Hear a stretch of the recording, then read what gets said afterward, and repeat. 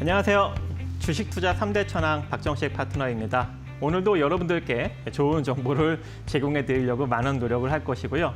그리고 1시간 후에 여러분들과 함께 종목 상담 코너를 운영을 하죠. 그래서 이 종목 상담을 참여하실 수 있는 방법 안내해 드리도록 하겠습니다. 일단 저희는 전화 상담을 위주로 진행을 하고 있고요. 전화번호는 02-377-0269, 02-377-0269로 전화 주시면 되겠습니다.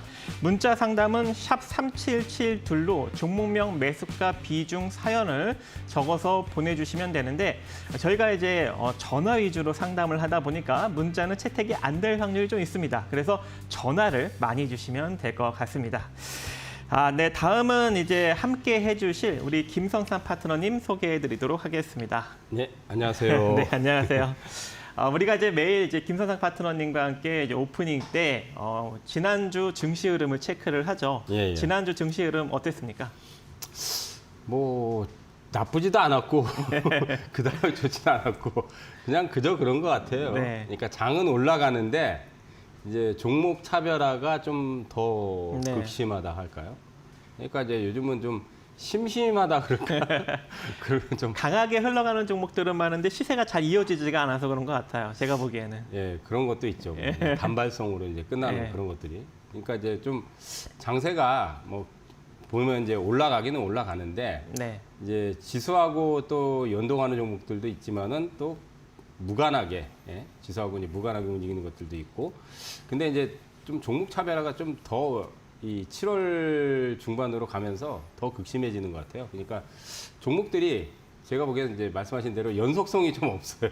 이렇게 연속해서 가야 그래야지 좀 재밌는데 이게 하루 정도 오르면은 하루 이틀 빡 치고 나서 예. 조정을 받는다든가 아니면 그 시세를 유지한다든가 이제 그러니까 저희가 이제 수익을 못 내요. 그렇죠. 예. 네.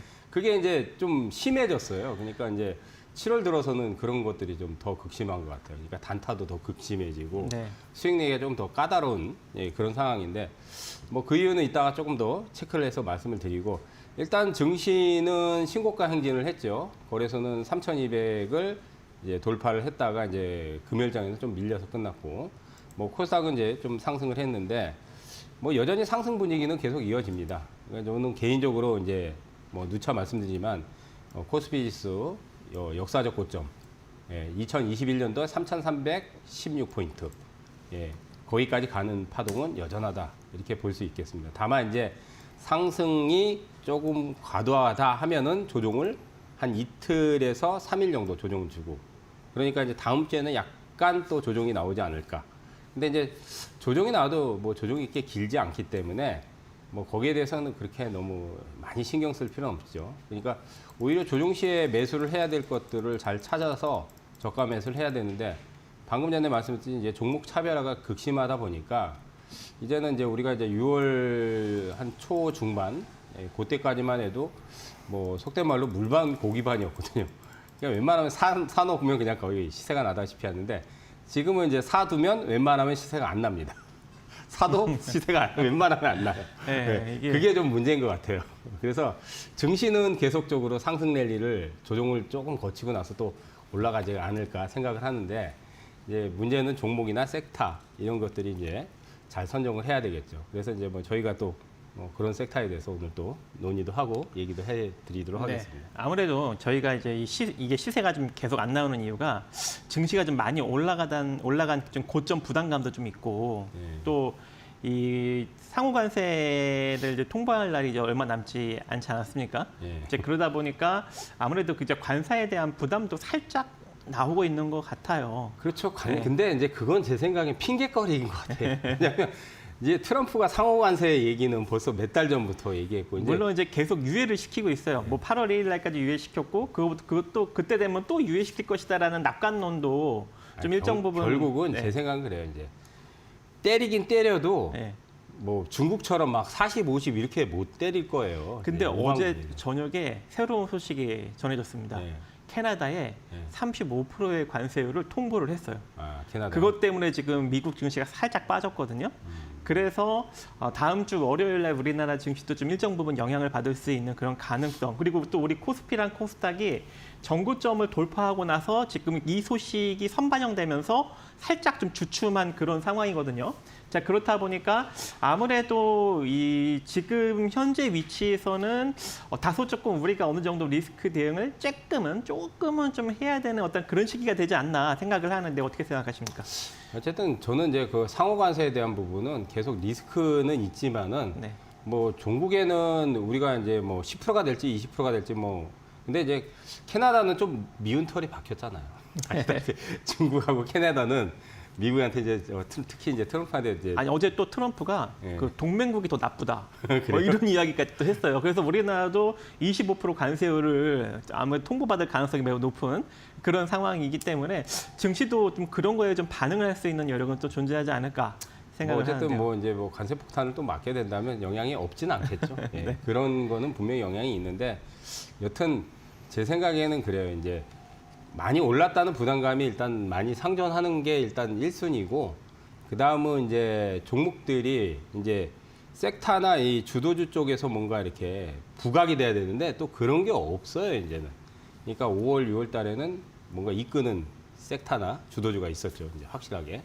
예. 주도 섹터는 일단 뭐 방산 그리고 조선 그리고 지주사 뭐 이런 것들이 조금 이제 강세를 좀 보였었고 뭐 이제 이거 말고도 뭐 화장품 ODM 회사들 그리고 전력기자재 또 이렇게 강세를 좀 많이 보였더라고요. 요쪽 섹터들이 좀 강세를 보였고 나머지는 좀 이슈에 따라서 시세를 조금 강하게 이끈 것들, 좀 짧게 이끈 것들 이제 그렇게 좀 존재하는데 특히 이제 스테이블 코인과 같이 연관된 또는 이 자사주 소각 의무화 법안에 좀 어느 정도 연관된 증권사들 이런 것들이 또 이제 시세가 조금 강하게 나오기는 했어요. 근데 이것들도 좀 일정 부분 조정을 받을 수 있는 가능성도 좀 존재한다 생각하시는 겁니까? 그렇죠. 예, 이제 시세들이 많이 난 것들은 결국 이제 지금 말씀하셨듯이 이제 주도 섹터가 우리가 K 방산이라든지 그 외에 이제 조선주라든지 또 지주사. 근데 너무 시세가 많이 났어요, 사실은. 네. 물론 시세가 많이 났다고 해서 못 가는 건 아니지만 또 시세가 많이 나서 이제 어느 정도 단기 고점이 나오면 조정 폭이라든지 조정 기간이 또 길어질 수밖에 없거든요. 그렇기 때문에 지금은 이제 그런 좀 우리가 이제 주도주나 주도 섹터라고 그러잖아요. 그런 것들이 이제 좀 많이 이제 고점 분위기가 좀 나오고 또 가격적인 부분에서 부담감이 아직은 해소가 안 되다 보니까 오히려 더 그런 쪽에서 이제 종목들이 더 시세들이 탄력이 안 나오는 것 같아요. 지난주에 제약바이오 쪽을 좀 긍정적으로 언급을 해주셨는데 예. 진짜 제약바이오 쪽이 조금 움직이긴 했어요. 그 얘기하고 나서 이제 알테오젠 튀어나가고 뭐 리가캠, 그러니까 이제 코스닥에서도 시총이 제일 큰 게 이제 알테오젠이잖아요. 네. 그다음 이제 리가캠, 그러니까 기술 이전에 대한 이미 기술 이전을 성사를 시켰잖아요. 알테오젠이나 리가캠은. 그러니까 몇 건 성사를 시켰는데 앞으로도 더 이제 그 기술 수출 가능성이 더 있는 것들. 이게 확실한 검증이 된 거죠. 그런 것들만 이제 보니까 튀어나가더라고요. 이번 주에도 좀 부각을 받을 수 있는 여력은 존재할까요?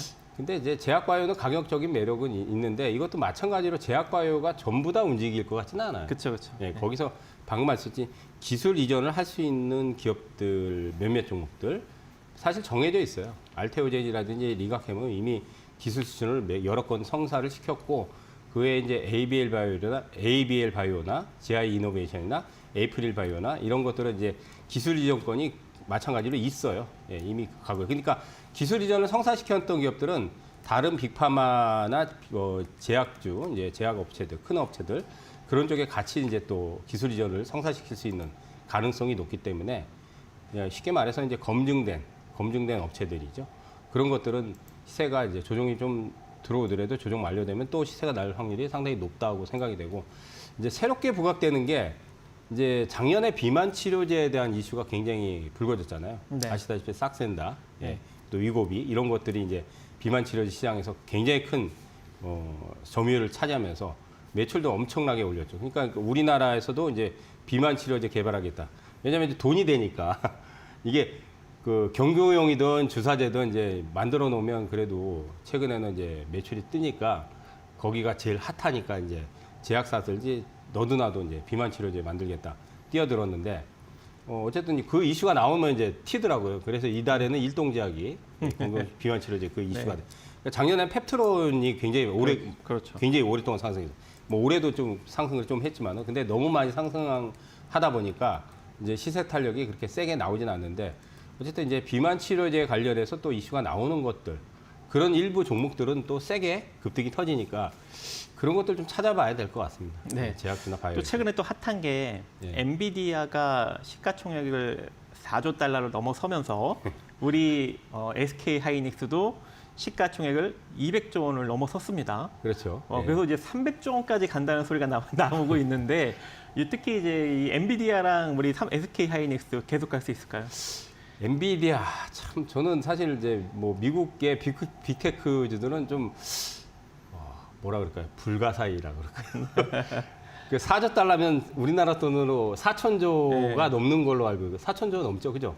그렇죠. 예, 네. 4천조. 아 진짜 미국은 천조국이라는 말이 괜히 나오는 게 아닌 것 네. 같아요. 예. 4천조면은 그 가늠이 안 되죠, 사실. 200조, 300조도 사실 가늠이 안 되는데. 사실 우리나라가 그 삼성전자가 지금 300조가 넘잖아요, 시가총액이. 네네. 그 300조 가는 게 50년이 넘게 걸렸어요. 그렇죠. 그렇잖아요. 네. 삼성이 이제 옛날에 아주 오래된 이병철 회장님부터 했으면 한 5, 60년 됐잖아요. 그죠? 이게 오는 기간이 50년이 넘게 300조 만드는 삼성전자도 아마 미국 시장에 있었으면은 천조 충분히, 넘었죠. 예. 그러니까 SK 하이닉스도 제 생각에는 3조 달러는 넘어서지 않았을까. 네, 만약에 SK 하이닉스가 나스닥에 상장이 됐으면 지금 네. 1000조는 넘었을 것 같아요. 제 생각에. 네. 1000조는 충분히 넘을 것 같아요. 그런 것 같습니다. 예. 근데 이제 우리나라에 상장이 돼 있기 때문에 그만큼 평가를 못 받는 거죠. 우리 코스피가 앞으로 더 간다고 생각하시잖아요. 그렇죠. 저는 한 4천, 5천 이제 뭐 이재명 대통령이 네. 5천 얘기를 하셨는데 그렇게 되면 SK 하이닉스도 300조. 더 가겠죠. 그쵸. 예. 근데 이제 단기간에는 너무 과도하게 올랐기 때문에 당분간은 저는 크게는 안 갈 것 같아요. 그렇죠. 너무 많이 오르긴 이제 했습니다. 30만 원 벽이 이제 두터웠기 때문에 거기까지 올라가면 30만 원 또 네. 만약에 돌파를 하더라도 상당 기간 좀 오랫동안 좀 기간 조정이나 가격 조정 받아야 되지 않을까 생각되거든요. 알겠습니다. 그래서 지난주에 조금 핫하게 움직였던 섹터는 아무래도 그 자사주 소각 의무화 법안을 발의했다라는 소식에 의해서 그 자사주를 좀 많이 보유한 기업들이 좀 가장 강하게 지난주에 좀 움직이지 않았나. 그 이번 주죠, 이번 주. 아직 토요일 날이니까. 그래서 이번 주에 좀 움직이지 않았나. 그렇게 이제 생각을 해봅니다. 하지만 이제 그 주식들이 거기서 시세가 강력하게 뽑아주고 더 가지 못했어요. 그게 조금 안타까운데 이 자사주를 많이 보유하고 있는 기업이 더 갈 수 있을까요? 저는 자사주 매입은 긍정적으로 보긴 해요. 수급에는 네. 일단 긍정적이잖아요. 이제 자사주를 매입하면 근데 단점이 자 생각을 해보세요. 자사주를 매입하는 동안 주가를 부양할까요, 안 할까요? 어느 정도는 하지 않을까요? 안 하죠. 안 해요. 만약에 그 이제 매입하는 기간 그렇죠. 동안은 그쵸, 매입 그죠? 기간이 보통 6개월 네. 이제에서 길면 1년 이렇게 잡다라고 증권 사고 계약을 해서 네네. 그러면 6개월에서 1년 동안은 자사주 매입 뭐 예를 들어 100억을 하겠다. 100억을 이제 한 번에 사는 게 아니라 그 기간 동안 나눠서 사는 거잖아요. 그 기간에는 똑같은 돈이라도 주가가 떨어지면 100억 원어치에서 수량을 훨씬 많이 남을 수 있거든요. 그러니까 자사주 매입 기간에서는 제가 여지껏 수십 년 동안 주가 절대로 안 가요. 그러니까 자사주 매입이 완료가 돼야지 결국은 나중에 이제 쉽게 말해서 매집이 끝나야 이제 아무 때나 띄우는 게 아니라 이제 명분이 생길 때 같이 이제 그때 부양을 이미 하는 근데 거죠. 많이 보유한 기업들은 이미 매수가 끝났으니까 그렇죠. 상관은 없죠. 근데 이제 자사주 매입을 많이 해놓은 기업들이 이제 유통 주식수가 이렇게 많지는 않아요. 않죠. 예. 그래서 사실은 평소에 이제 시세가 터질 때는 거래가 붙는데 네. 평소에는 이게 거래량이 없어요. 몇천 주밖에 안 없죠, 되니까. 그러니까 그런 거는 사실은 언제 갈지도 모르고 거래하기 불편해요, 사실은. 그래서 되게 사실 좀 까다롭다고 할까요? 근데 또 한 가지는 자사주 또 소각 의무 얘기 나오잖아요. 네. 그러면 주주들한테는 좋은데 회사 입장에서는 여지껏 자사주를 그렇게 돈을 많이 들여가지고 매입을 해놨는데 그거를 이제 물론 이제 나중에 팔 수도 있거나 아니면 이제 직원들 복지로 해서 스톡 옵션을 주는 경우도 있거든요. 요즘은 그죠? 직원들 복지로 해서 직원들한테 나눠주더라고요. 그렇죠. 네. 예. 근데 그렇게 되면 돈이 날아가는 거 아니에요, 그냥 허공에 날아가는 거 아니에요. 그러니까 회사 입장에서는 야 돈 들여가지고 이거 자사주 매입했더니 이거 주주 입장에서는 좋죠. 소각을 하면 그만큼 이제 유통 수익이 줄어들고 수급에 또 긍정적인 영향이 미치니까. 그래서 요즘은 현금을 쌓고 성과급을 차라리 자사주로 준다 하더라고요. 야, 그래요.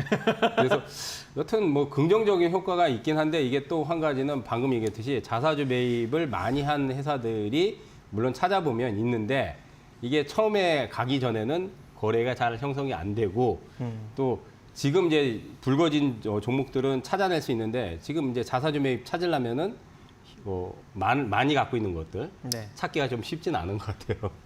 신영증권이 일단 증권주 중에 가장 자사주를 좀 많이 보유하고 예, 있는 것 그렇죠. 같고 예. 지주사주 중에서는 이제 롯데지주가 좀 예. 가장 많이 좀 보유하지 않았나 그렇게 보여집니다. 이번 주에 보니까 인포바인이 뭐 51% 그래서 상한가 가고 막 근데 그러더라고요. 이번에 강하게 뭐 하루 이틀 가더니만 신영증권도 너무 많이 그 전에 많이 올랐고 많이 올랐죠. 예. 증권주들. 그러다 보니까 또 세게 시세가 나온 건 하루 이틀밖에 안 나왔어요. 그러니까 강하게. 이게 뭐냐면 재료가 나오잖아. 그럼 급등이 나오는데 그게 마지막 휘날레예요. 그냥 그렇게 되는 거예요. 마지막 휘날레로 마지막 불꽃이 화려한 거잖아요. 그쵸, 거기서 그쵸. 그냥 예. 하루 이틀 날리고 나서 이제 끝내버리는. 근데 이제 그래서- 거기서 따라 들어가면 이제 큰일 나는 거죠. 이제 그래서 많은 수익을 못 냈어요. 거기서 들어가면 이제 그러니까 아마 큰일 요즘 나는 거예요. 매매하기 시기가 조금 어려울 수도 있어요. 그래서 이슈가 나온다고 그게 시세가 이어지지가 않아요. 어쩔 수 없는 그런 장세인 것 같습니다. 그래서 일단 이번 주 시장은 여기까지 한번 체크를 해보았고요. 이제 다음 주 우리가 한번 집중해 볼 수 있는 그런 이슈들을 살펴보는 시간 가져보도록 하겠습니다. 또 이제 1시간 후에 여러분들이 또 종목 상담 코너를 여러분들과 함께 같이 또 진행을 하죠. 그래서 다시 한번 종목 상담 참여 방법 안내해 드리도록 하겠습니다. 전화 상담으로 진행을 하고 있습니다. 02-377-0269, 02-377-0269로 전화 주시면 되겠고요. 문자 상담은 샵 377-2의 종목명, 매수가, 비중, 사연을 전송해 주시면 되겠습니다. 이제 한 주간 가장 뜨거워질 이슈 토크 시간으로 넘어가도록 하겠습니다.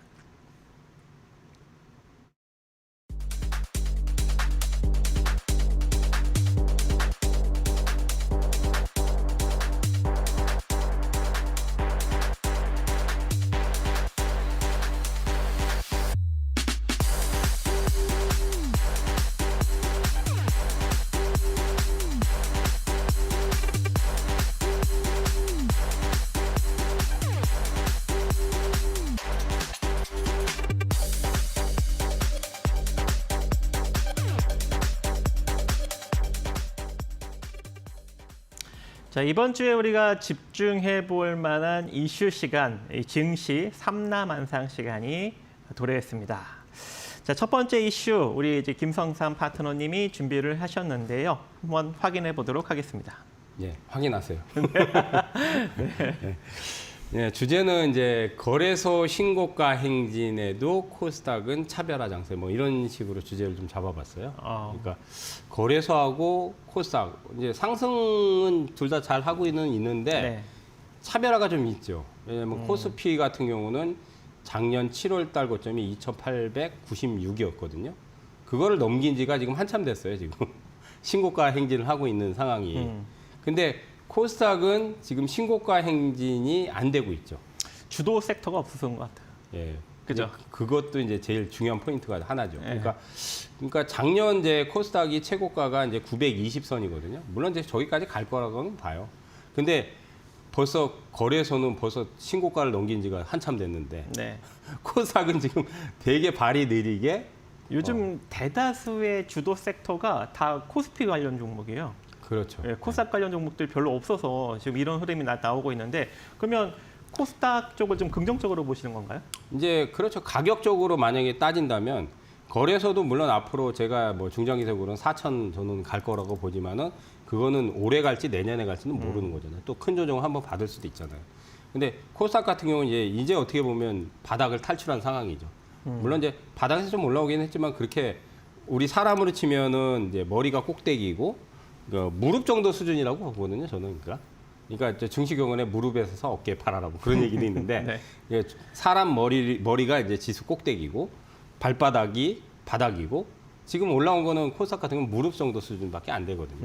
근데 이제 거래소 지수가 상대적으로 워낙 강하다 보니까 지금 이제 박정식 파트너님이 말씀하셨듯이 거래소 종목들이 사실은 상반기 특히 이제 5월, 6월 달 두 달 동안에 굉장히 강했어요. 강했죠. 물론 코스닥 개별주들도 많이 터지기는 했지만은 상대적으로 제가 보기에는 왜냐하면 이제 섹터별로 아까 뭐 조선주도 있고 방산주도 있고 그런데 이번에 의외로 우리가 이제 잘 안 봤던 이제 개인들이 관심도가 좀 낮은 은행이나 증권주들도 상당히 많이 올라갔어요. 지금 두 달 동안.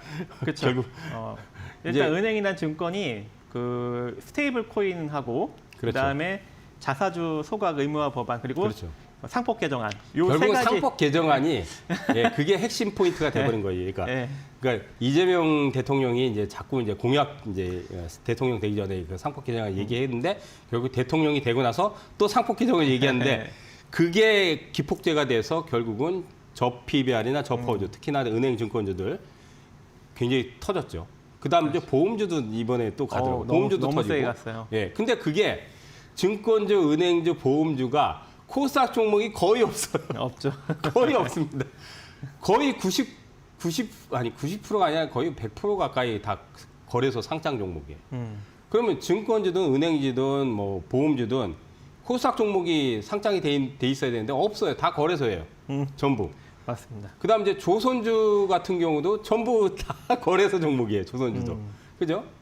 방산주는 이제 뭐 몇 개, 뭐 개별 종목에서 몇 개 이제 코스닥인데 그 방산주도 전부 다 거래소예요.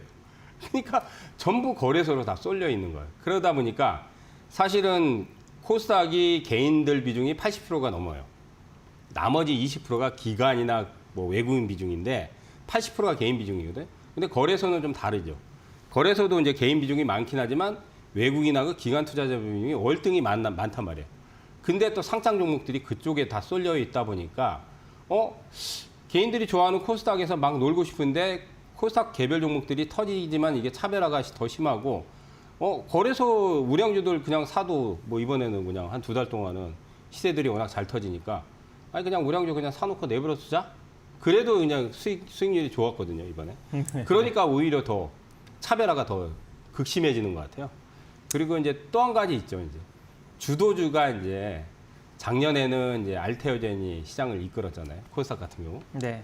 근데 이제 결정타가 2차전지가 죽어버렸잖아요. 그렇죠. 원래 작년에. 코스닥은 제약바이오가 한 5년, 7년, 8년 이끌었나요? 이렇게 네. 이끌고 그 다음에 이제 2차 전지 쪽이 몇 년, 한 5년 정도. 그렇죠. 3년? 2차전지가 이제 주도주. 네, 한 3년 정도 이끌었나? 네. 어쨌든 그 정도 이제 이끌었는데 이제 그 두 섹터를 제외하고 추가적으로 이끌 만한 섹터가 나오질 않고 있어요. 그러니까 이제 에코프로 같은 경우 재작년에 1000%가 났잖아요. 네. BM도 한 500% 넘게 났나요? 그러니까 이제 재작년, 재재작년 같은 경우 에코프로 1000% 나고 막 2차 전지들 막 난리 쳤잖아요. 뭐 개별 종목 지금 금양 거래정지도 지금 금양이 2000%가 아마 2000%가 넘게 났을 거예요. 금양이. 네. 그러면서 이제 막 2차 전지 불을 뿜었는데 지금 거의 뭐 2년 동안 이제 2차 전지 죽을 쓰고 있죠, 지금. 이제 그러니까 우리 코스닥은 어떤 거에 집중을 해야 될까요? 그래서 코스닥은 제 생각에는 결국은 시장이 만약에 코스닥이 이제 1000을 가야 되거든요. 1000은 올해 저는 제 생각에는 못 갈 것 같아요. 900은 넘어갈 것 같은데 1000은 내년이나 봐야 되지 않을까. 그러니까 지금 코스닥이 최고가가 2021년도 1062가 최고가예요. 근데 코스피는 2021년도 3316이거든요. 얼마 안 남았어요, 이제. 코스피 지수 지금 130포인트, 140포인트 그 정도 올라가면 이제 역사적 최고가거든요. 근데 코스닥은 한참 남았어요, 지금. 네. 1060이면 지금 260포인트까지 아직도 남았거든요. 그러니까 올해 260포인트 이게 만만치 않거든요. 그러면 뭔가 이제 주도주가 이제 확실하게 나와야 되는데 알테오젠이 이제 아직까지 주도 역할을 하는데 제 생각 알테오젠이 너무 시세가 커가지고 지금 시가총액도 너무 크고 물론 기술 이전이나 기술 수출 많이 하지만은 그래도 좀 너무 이제 주도주 역할을 좀 너무 많이 하고 또 이제 새로운 거 안 나오고 있잖아요. 원래 이제 코스닥에서 알테오젠 전에 이제 지금 거래소로 이전한 셀트리온하고 셀트리온 제약이 원래 코스닥 시총 상위였어요. 근데 이제 다 거래소로 이전을 해버렸잖아요. 지금. 제약바이오 쪽은 섹터로 움직이는 게 아니라 그냥 개별 종목으로 움직일 것 같아요. 이슈로 그냥 가는 거죠. 그러니까 그렇게 가는 것 같고. 그러면 이제 코스닥이 이제 시장을 이끌 수 있는 게 저는 이제 제일 그 핵심은 소부장이거든요. 반도체 장비들이 많잖아요. 근데 아직까지 움직이지 않아서. 잘 안 움직여요. 네. 그리고 2차 전지가 이제 우리가 양극재, 음극재, 전해질 이런 것만 있는 게 아니라 소부장이 있어요. 2차 전지. 그래서 장비도. 2차 전지 장비도 네. 있어요. 많아요, 코스닥에. 그렇죠. 그러면 걔네들이 이제 2차 전지가 우리가 이제 2차 전지 그 방금 얘기했듯이 뭐 양극재나 음극재 그거는 이제 뭐 에코프로나 뭐 포스코시엄이나 이런 거 말고 소부장주들이 꽤 많거든요. 최근에 반짝반짝 상승이 나오기는 하는데 그게 이어지지 않더라고요. 네, 그러니까 거기서 이제 주도주나 주도 섹터가 나와야 되는데 걔네들도 힘을 지금 못 쓰고 있어요, 지금. 그러다 보니까 코스닥이 더 차별화가 더 심해지는 것 같아요, 이게. 양극화가, 거래소하고의 양극화가 더 극심해지는 거예요, 그러니까. 이게 개인 투자자들이 좋아하는 쪽은 사실 코스닥 시장이 훨씬 더 선호도가 높은데도 네. 올해 같은 경우는 전부 상장 종목들이 거래소에 가 있으니까 그러다 보니까 시총이 커지면 있잖아요. 지금 셀트리온 같은 경우도 거래소를 이전한 지 몇 년 됐잖아요. 그러다 에코프로비엠은 지금 이전은 안 했지만 또 얘기에 나오잖아요. 거래소 간다 그러잖아요. 재미없으니까 가는 거예요. 그러니까 이게 코스닥에서 주도 역할을 할 수 있는 종목들이 좀 덩치가 커지고 이제 규모나 성장성이 좀 있어지면은 전부 거래소를 이전하려고 하다 보니까 그럼 우리가 이제 접근을 해야 되는 게 반도체 소부장밖에 없는 거예요? 반도체 소부장하고 장비주들? 2차 전지 장비주들 이런 것들이 저는 그러니까 반도체 2차 전지 장비주들. 예, 그다음 이제 바이오 쪽도 봐야 되고 알테제 말고도 이제 중견 바이오주들이 또 있어요. 사실 중견 바이오. 실적 나오는 바이오 있어요. 리가캠은 이제 기술 수출권이 있고 그다음 이제 뭐 예를 들어서 이제 보톡스, 휴젤이라든지 이런 것들은 실적을 동반해요. 그러니까 그런 것들 예, 실적을 동반하면서 성장성도 갖춘 것들. 그다음 이제 파마 리서치 아시다시피 파마 리서치도 지금 굉장히 많이 올라갔거든요. 근데 파마 리서치 실적이 무지하게 좋아요. 왜냐하면 필러 제품이라든지 이런 것들이 고가 제품인데 잘 팔리거든요. 마진이 워낙 좋으니까.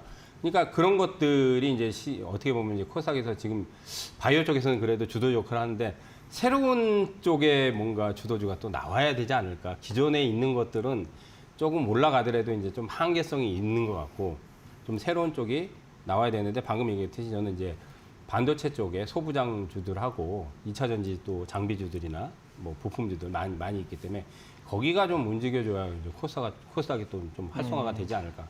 그러면 그쪽은 지금 투자를 조금 중장기적으로 해야겠네요. 중장기적으로 하는 건 나쁘지 않다고 봐요. 어차피 만약에 코스닥도 내년까지 봐서 뭐 1000포인트를 간다면 일단 아직 코스닥이 올해는 1000포인트를 못 넘긴다고 하셨으니까. 저는 이제 한 900 정도 예, 이상은 예. 갈 거라고는 그러면은 보는데 소부장 쪽을 투자한다면 적어도 반년 이상은 봐야 되는. 아니 그러니까 코스닥 1000포인트 갈 때까지 들고 가는 거죠. 그렇죠. 그렇게 생각하면 되죠. 그럼 거기서 이제 소부장에서 이제 실적이라든지 수주가 막 는다든지 근데 주가가 많이 안 갔다. 그럼 그런 것도 나중에 저는 많이 갈 거라고 봅니다. 하긴 요즘 최근에 장비주들이 실적이 괜찮은 종목들이 되게 많아요. 근데 많은데 못 정 움직이는. 엄청 안 가요.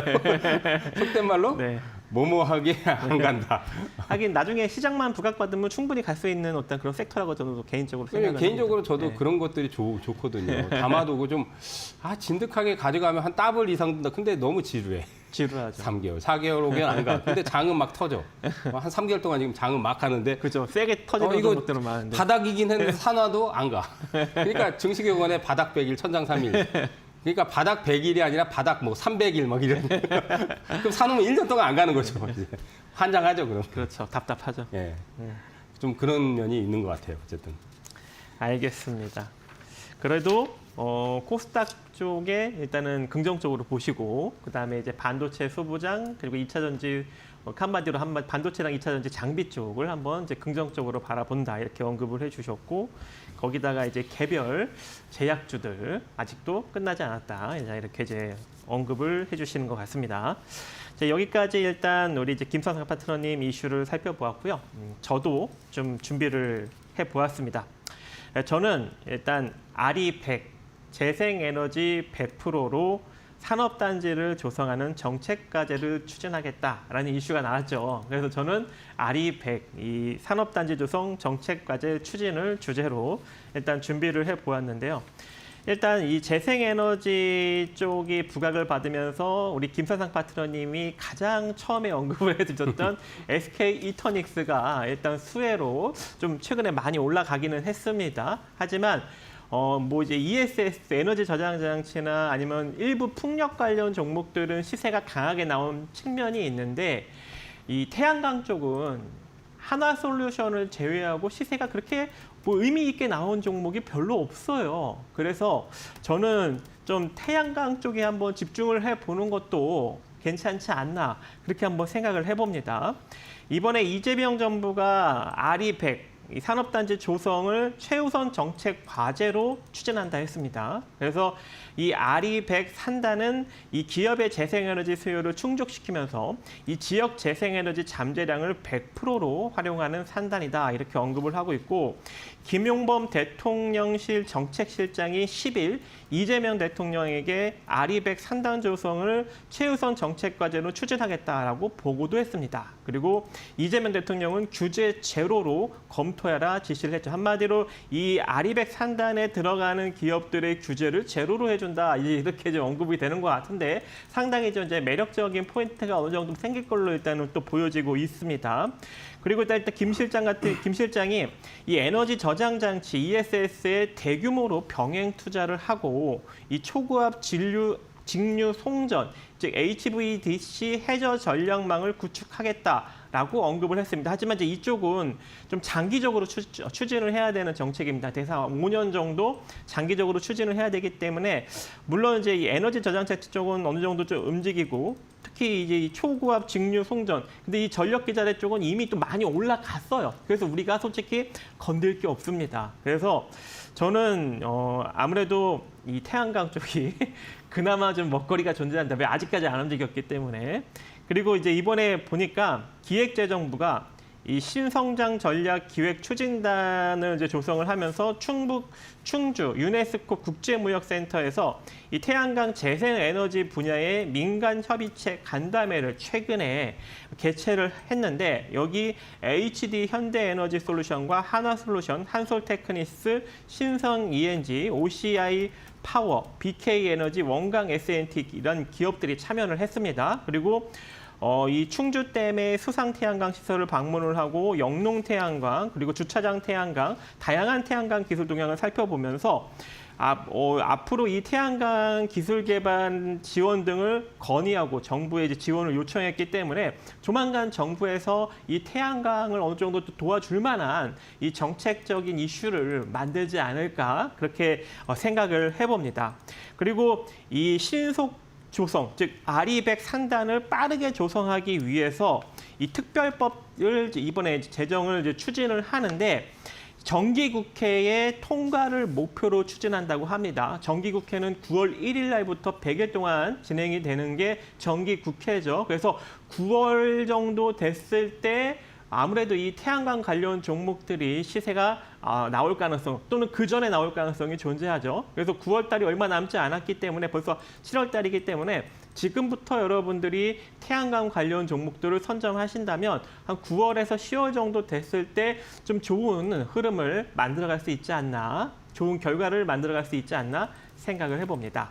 그래서 저는 특히 이 RE100 산업단지 조성을 최우선 정책 과제로 추진한다라는 이슈를 밑거름 삼아서 태양광 쪽을 좀 주목을 해보고 싶은데 어떻게 생각하십니까?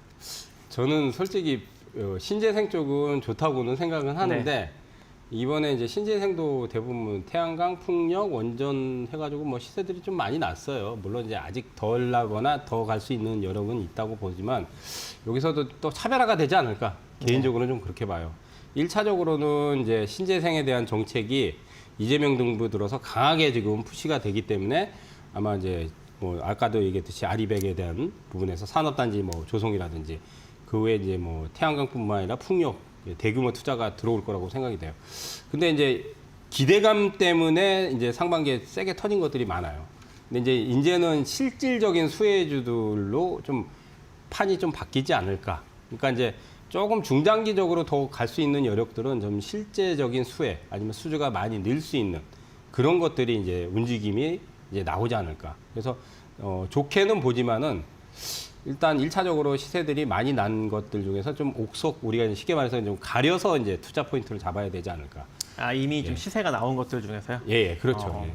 뭐 이제 사실 뭐 제일 큰 쪽은 이제 하나솔루션이 태양광은 하나솔루션밖에 없는데. 네, 하나솔루션이 있고.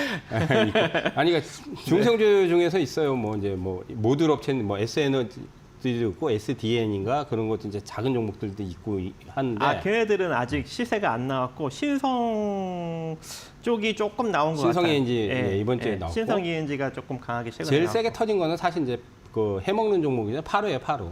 파루. 예, 파루가 이번에 제일 파루도 크게 단기 터졌어요. 급등 나왔습니다. 예, 파루는 시세가 이제 저점에서 몇백 프로 났어요. 근데 이제 파루는 옛날에 손세정제 가지고 이제 신종프로 때 그 네. 해먹었던 종목이죠. 근데 보니까 이제 태양광 패널 이런 것이 조금 있어요. 근데 매출 규모가 그렇게 파이가 크지 않아 가지고 결국은 이제 어떻게 보면 이제 거의 테마로 해먹는 네, 거죠. 실적도 예. 별로 안 좋더라고요. 예, 실적도 그렇게 네. 나오지도 않아요. 근데 이제 실질적인 수혜주들은 이제 옥석거리가 뭐 얘기했듯이 이제 현대에너지 솔루션이라든지 그런 쪽에 이제 실제적인 수혜가 많이 받겠죠. 그래서 그런 것들은 이제 더 저는 갈 수 있다 이렇게 봅니다. 그래서 거기서 좀 옥석가리기를 잘 해야 되지 않을까. 이번에 대명에너지인가? 대명에너지가 시세가 대명에너지도 꽤 예, 나왔습니다. 꽤 네. 터졌어요. 그다음 현대에너지 솔루션하고. 근데 이제 저런 것들은 제가 보기엔 실제적으로 좀 많이 정책 수혜를 받을 수 있을 것 같아요. 시세는 좀 많이 나긴 했지만은. 그래서 한파동들은 더 기대를 해봐도 되지 않을까. 근데 이제 네. 단기적으로는 아마 좀 조정 과정을 거칠 수도 있어요. 예, 금요일 날 좀 움직임이 좀 나오기는 했으니까. 네, 대명에도 저렇게 단기 급등 나왔다가 살짝 예, 내려왔거든요. 그러니까 요즘은 이제 튀면 아침에 튀었다가 이제 오후에 네. 다 밀어버리더라고요. 쭉 다 밀리면 또 잡아야 돼요. 그래 또 튀더라고요. 네, 맞아요. 그러니까 요즘은 박스니까 이제 아침에 튀면 팔고 내려가면 다시 잡고 팔고 그렇게 안 하면 수익이 안 나요. 네, 맞아요. 왜냐면 이제 수익이 났다가 수익 났네 근데 기다리면 이제 다시 내려오니까. 그렇죠. 그러면 이제 수익이 까지잖아요. 네. 저점에서 해도 수익이 안 나는 구조죠. 그러니까 팔고 빠지면 다시 잡고 팔고 빠지면 다시 잡고. 요즘 매매하기가 참 힘듭니다. 그래서 그 종목들이 이제 1차적으로 좀 시세들이 우리가 이제 1차 파동이라고 해서 이제 그런 것들이 나서 그런 것 같아요. 제가 보기엔. 그래서 이제 거기서 이제 좀 옥석 가리기 잘하면 또 한 번 2차 파동을 낼 수 있는 특히 이제 아래백에 대한 관련해서 이제 태양광뿐만 아니라 풍력도 우리가 얘기했잖아요. 풍력도 네. 제 생각에는 아직 시세들이 더 날 수 있을 거라고 봐요. 예. 네, 아직 CS 윈드가 안 나왔습니다. 예. 저는 CS 베어링하고 갈 것 같아요. 네, 사실 이제 가겠죠. 갈 것 같은데 한 몇 주는 이제 징그럽게 누를 것 같아요. 네. 몇 주 동안. 원래 이제 1차 파동 내고 나서 요즘은 1차 파동이 한번 터지고 나면 조종이 짧게 주고 이렇게 가는 것들도 있는데 지금은 박스가 오래되다 보니까 조종 기간이 끝나도 보통 한 3주, 4주, 5주 이렇게 안 보내더라고요. 그러니까 이제 이달 말까지는 잘 안 갈 수도 있어요.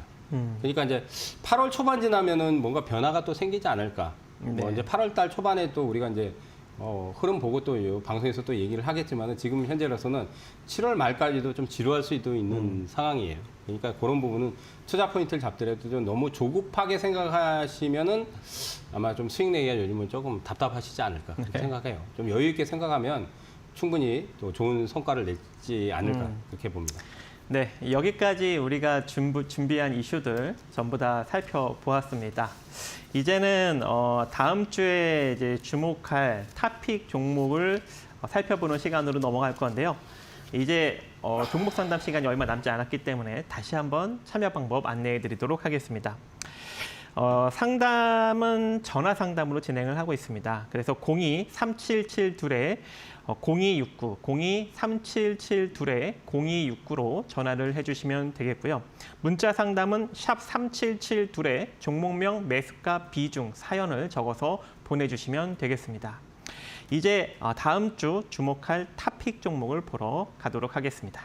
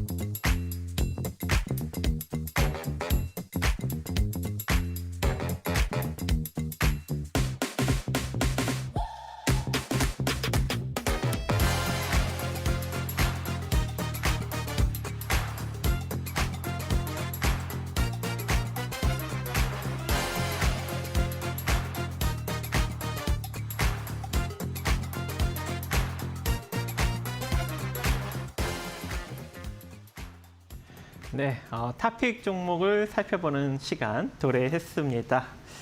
이제 조금 있으면 바로 이제 종목 상담 코너를 진행하기 때문에 다시 한번 참여 방법 안내해 드리도록 하겠습니다.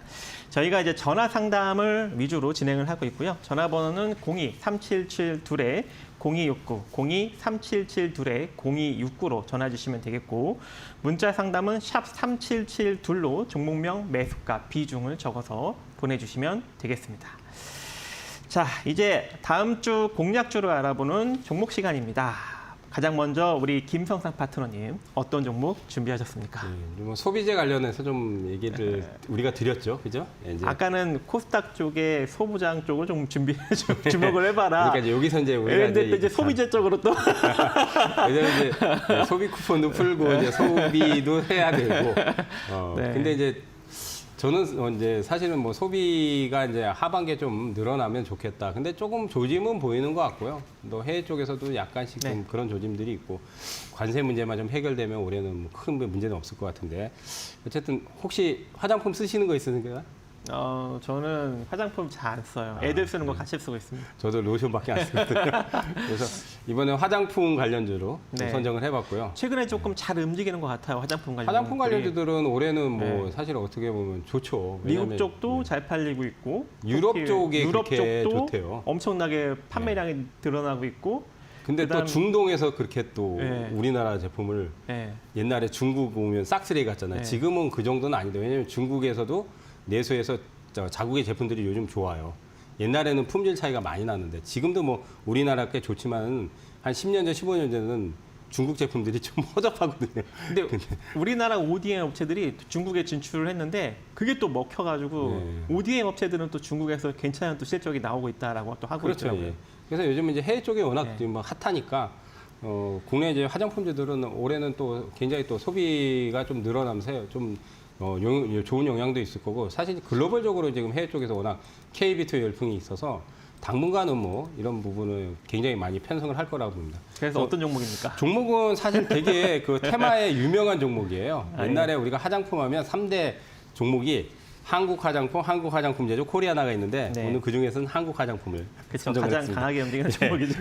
K-뷰티 방금 얘기했듯이 이제 K-뷰티에 대한 기대감, 이제 인기가 있죠. 그다음 이제 역대 최대 수출 실적을 지금 보이고 있고 또 중국 쪽의 한학령 완화 기대감이 계속 작용하면서 이제 중국 소비도 지금 늘고 있습니다. 그래서 우리나라 화장품은 뭐 옛날부터 중국 쪽에서는 워낙 인기가 높았는데. 우리가 이제 사드 그 보복 조치 이후에 이제 한학년 때문에 이제 중국에 진출하는 부분이라든지 또 중국의 오프라인 매장들도 다 철수를 했었어요. 이제 몇 년 전부터. 근데 이제 지금은 다시 또 소비가 늘고 있기 때문에 그런 쪽에서 이제 긍정적인. 그다음 방금 이제 박정식 파트너님하고 얘기했듯이 미국에서도 굉장히 핫한데 요즘은 미국보다 유럽은 상당히 까다로워요. 왜냐하면 패션이라든지 화장품이라든지 이런 것들이 자기들 브랜드가 명품 브랜드가 많거든요. 그렇죠. 그럼에도 불구하고 우리나라 화장품들이 그 높은 문턱을 넘고 있죠. 유럽에서도 굉장히 핫한데 또 한 가지는 중동에서는 완전히 중동 있죠. 뭐 사우디라든지 쿠웨이트라든지 이란이라든지 중동 쪽에서는 우리나라 화장품 거의 최고로 지금 쳐집니다. 그러니까 해외 쪽에서 오히려 더 인기가 지금 폭발적으로 늘고 있기 때문에 뭐 그런 부분에서 계속적으로 수혜를 받고 또 실적도 늘 거라고 봅니다.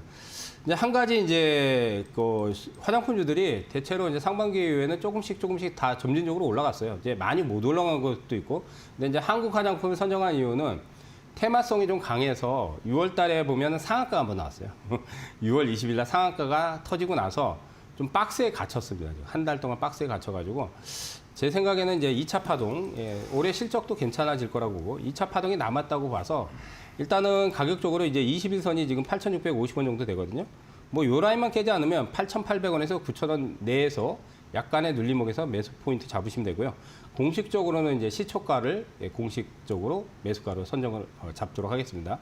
공개적으로 얘기를 하는 거니까. 근데 밑에서 잡아도 돼요. 만약에 조정 나와도 밑에서 잡으면 된다. 20선만 깨지 않으면. 그래서 단기 손절은 이제 짧게는 손절은 이제 8,400원 정도로 잡고요. 목표가는 12,000원 정도를 목표가로 잡고 제시를 해드리도록 하겠습니다.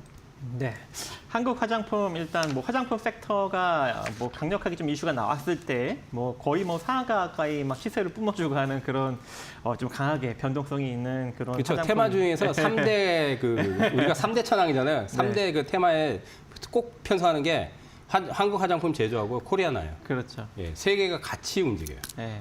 항상 근데 이제 어떨 때 보면 한국 화장품이 대장을 할 때도 있고 한국 화장품 제조가 할 때도 있고 어떨 때는 또 코리아나가 할 때도 있어요. 네. 근데 이번에는 이제 한국 화장품이 제가 보기에는 대장인 것 같아서 예. 근데 이제 금요일 날 보면 한국 화장품 제조가 급등을 했어요. 또. 그러니까 이게 대장이 셋이서 돌아가면서 해먹어요. 돌아가면서. 돌아가면서. 예, 그런 부분이 좀 있습니다. 참고하세요. 네, 일단은 지금 한국 화장품이 시세가 아직까지 좀 살아있네요. 이런 것도 좋아하시니까. 그리고 진짜 손절 라인은 8,400원 주셨고 목표는 12,000원 주셨고 이제 매수가는 9,120원 지금 시초가부터 8,800원까지 좀 눌리면 분할로 한번 모아가라라는 관점이었죠. 예, 예. 네, 그렇다 보니까 저도 이제 나쁘지 않은 것 같습니다. 최근 또 화장품 관련 종목들이 시세가 좀 분출되는 게 그런 좀 이슈가 나오고 있어요. 그래서 아무래도 다음 주에 화장품 관련 섹터들은 조금 더 움직이지 않을까 그렇게 보여지고 있고 저도 조금 이제 관심 있게 이제 보여지는 게 이제 CNC 인터내셔널이라는 종목이 있습니다. 그래서 이 종목이 조금 이제 상승이 좀 나타나는데 아무래도 이제 이 종목 같은 경우에는 이 중국 쪽에 색조 화장품을 이제 개발하는 기업인데 중국의 법인을 만들었다고 합니다. 근데 유일하게 이제 중국 법인이 실적이 좀 긍정적으로 나오면서 ODM 기업 중에서 중국 쪽에서 좀 어느 정도 이제 유의미한 좀 매출을 지금 만들고 있다라는 소식이 전해졌고 바닥권에서 이제 막 거래량이 붙으면서 시세가 살아나려고 하고 있는 그런 ODM 업체다 보니까 아무래도 여러분들이 좀 안정적으로 접근해 볼 수 있는 그런 기업 중에 하나가 되지 않나 그렇게 일단 보여집니다. 뭐 이제 요 기업 말고도 뭐 이제 NFC라는 이제 종목도 최근에 FNC였나요? FNC? 종목명이 이제 기억이 안 나는데. 예.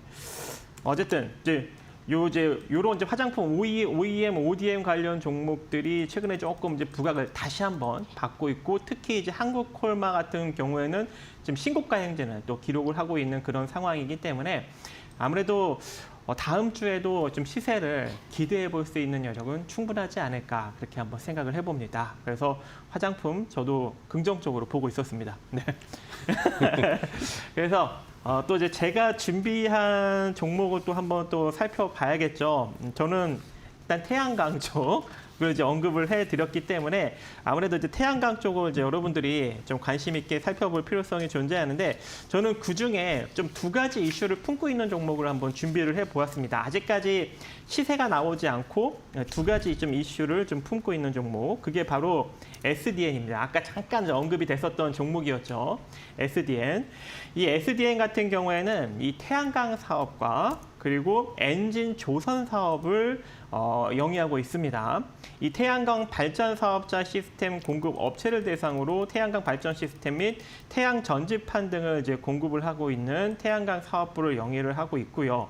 또 어민 및 레저 사업자들을 대상으로 아웃보드 모터, 선행기를 이제 공급하는 엔진 조선 사업부로 구성되어 있는데 지난 2014년부터 일정 부분 이제 배도 한마디로 약간 이제 그 어민 쪽에 이제 배도 건조를 하기 시작했고 최근에는 또 긍정적으로 이 서울특별시와 경상남도 남해군에 이 고속행정 순찰선과 그리고 다목적 행정지도선까지도 이제 건조를 하면서 건조의 폭을 한마디로 이 배 건조 폭을 조금 더 늘려나가고 있는 그런 상황입니다. 최근에 이제 조선 섹터도 굉장히 핫한 그런 상황이기 때문에 배도 건조하고 태양광 사업도 같이 영위하고 있는 SDN이 추후에 충분히 부각을 받을 수 있는 여력은 이슈적으로는 좀 존재하지 않나 그렇게 이제 보여지는데 안타깝게도 아직까지 실적이 별로 좋지 않아요. 적자 기조가 지금 3년 연속 나오고 있는 그런 상황입니다. 그래서 이게 조금 단점이에요. 그래서 이 적자 기조로 여러분들이 조금 어느 정도 염두를 해가시는 것이 좋다. 특히 이제 코스닥 기업 같은 경우에는 영업이익이 한마디로 별도 영업이익이 4년 연속 적자면 뭘로 들어가요?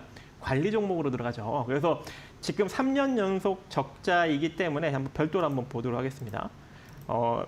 별도로도 그러네요. 3년 연속 적자이기 때문에 내년도에 조금이라도 흑자를 만들어줘야 관리 종목이 안 돼요. 그래서 일단 뭐 올해까지는, 내년까지는 괜찮은데 만약에 2026년에도 적자를 기록하면 그건 좀 문제가 된다. 그 점만 여러분들이 어느 정도 이제 인지를 해가시면서 접근을 하시면 될 것 같습니다. 그래서 SDN이 최근에 조금 이제 요번 태양광 아리백 그 산단 추진 이슈로 인해서 여기 조금 올라갔다가 내려왔는데 윗꼬리도 없이 지금 그대로 밀렸거든요. 그래서 일정 부분 눌렸다가 다시 올라갈 수 있는 단기적인 시세 분출이 좀 가능하지 않나 그렇게 생각을 하고 있어요.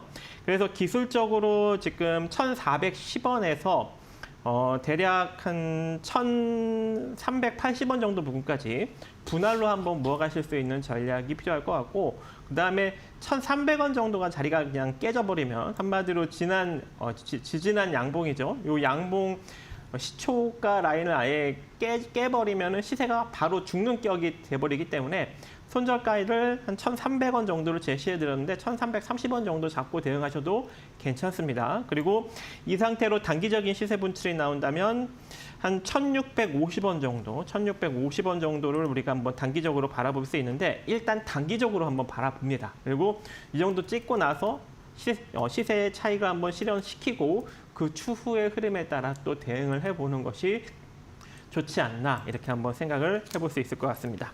자, 여기까지 제가 이제 SDN 준비해 봤는데요. 어떻게 보십니까? 적자는 그렇게 뭐 많이 난 상황은 아니라서. 근데 연속 적자라서. 그러니까 한 몇십억 정도 수준만 또 늘어나도 적자는 해소될 수 있을 것 같은데, 거래량이 좀 보니까 물량들은 좀 상당히 많이 들어와 있어요. 지금 제가 보기에는 거래량, 그러니까 이제 기술적으로 보면 거래량이 제일 중요하거든요. 그러니까 이제 물량이 많이 잡혀 있다는 거죠. 이런 것들은 작년에도 물량이 한 2,000원대 이제 올라가면서 물량이 들어왔고, 올해도 좀 물량이 들어왔고, 그다음 이제 한 3년 전에 또 대규모 물량들이 들어온 것들 이것도 안 빠져나갔어요. 그러니까 이거는 이제 제가 보기에는 이제 얘기했듯이 적자가 있어서 턴어라운드 되고 수저가 늘어나면, 그러면 아주 큰 시세가 날 것 같아요. 그러면 시세가 굉장히 많이 날 것 같아요. 흑자로만 돌아서면 많이 나오죠. 근데 이제 그게 이제 기간적으로는 제 생각에는 한 6개월 정도 이제 올해 지나봐야 알 것 같아요. 그렇죠. 그러니까 적자 해소가 되면. 그러면 이제 관리용고 편입이 안 되니까 뭐 그때는 마음 놓고 싸게 느껴지잖아요. 지금 가격도 싸지만은. 근데 가격이 싸다고 해서 우리가 싸다고 느끼면 안 되죠. 지금 굉장히 저렴한데 만약에 실적이 나온다. 뭐 영업이익이 만약에 나오고 아니면 매출이 늘어나고 수주가 대규모로 들어온다. 그러면 이건 뭐 엄청나게 정말 진짜 완전히 진짜 굉장히 논하는 가격이죠. 이 가격은. 그렇죠. 또 1년만 흑자 만들면 또 3년을 또 먹고 노니까. 근데 이제 뭐 계속 적자라면 사실 1,000원대라 그래도 그렇게 싼 게 아니에요. 사실. 그러니까 그런 게 해소가 된다면은 크게 시세가 날 수 있는데, 거래량 들어온 거 봐서는 나쁘진 않은데 단기에는 지금 거래가 이렇게 보면 이제 서서히 줄고 있어서 거래가 급감했잖아요. 그러니까 거래 바닥 거래량이 서서히 나오고는 있어서 한 1, 2주, 2, 3주 정도 지나면은 한번 슈팅이 한번 나오지 않을까. 단기 급등은 한번 나올 수 있는 그렇게 보긴 해요. 근데 이제 대시세는 여기 이제 2,200원이나 2,500원을 넘어가는 대시세는 방금 얘기했듯이 그 명분이 작용해야 될 거예요. 흑자가 나와야. 최소한 턴어라운드 되고, 그러면 턴어라운드 된다는 건 수주가 많이 는다는 얘기잖아요. 그렇죠. 그럼 그건 정책적으로 보면 대규모 수주를 딴다는 얘기잖아요. 그럼 정책 수혜주가 되는 거죠. 그렇죠. 그러면 이게 3,000원까지도 갈 수도 있죠. 근데 그거는 시간적으로 상당히 오래 걸릴 수도 있어요. 그 부분은 참고하시고 단기적으로도 충분히 공략 포인트는 괜찮습니다. 네. 자, 여기까지 이제 저희가 준비한 탑픽 종목까지 살펴보았습니다. 이제 종목 상담 코너로 넘어갈 건데요. 다시 한번 종목 상담 참여 방법 안내해 드리도록 하겠습니다. 저희는 전화 상담 위주로 진행을 하고 있습니다. 그래서 전화 상담을 전화를 주시는 게 빨리 컨택될 확률이 높고요. 02-377-0269, 02-377-0269로 많이 전화 주시기 바랍니다. 지난주에 엄청 많이 전화 주셨는데 우리 조연출 분들이 별로 나오지 않아서 전화를 좀 못 받은 측면이 있습니다. 그래도 오늘은 열심히 받아서 다 체크를 할 거니까요. 오늘 전화 많이 주시고요. 지금 전화가 매주 늘어나고 있습니다. 그래서 참 감사합니다. 자, 그리고 문자 상담은 샵 3772로 종목명, 매수가, 비중, 사연을 적어서 보내주시면 되겠습니다. 자, 여기까지 공략주 알아보는 종목 시간이었습니다. 이제 종목 상담 코너로 넘어가도록 하겠습니다.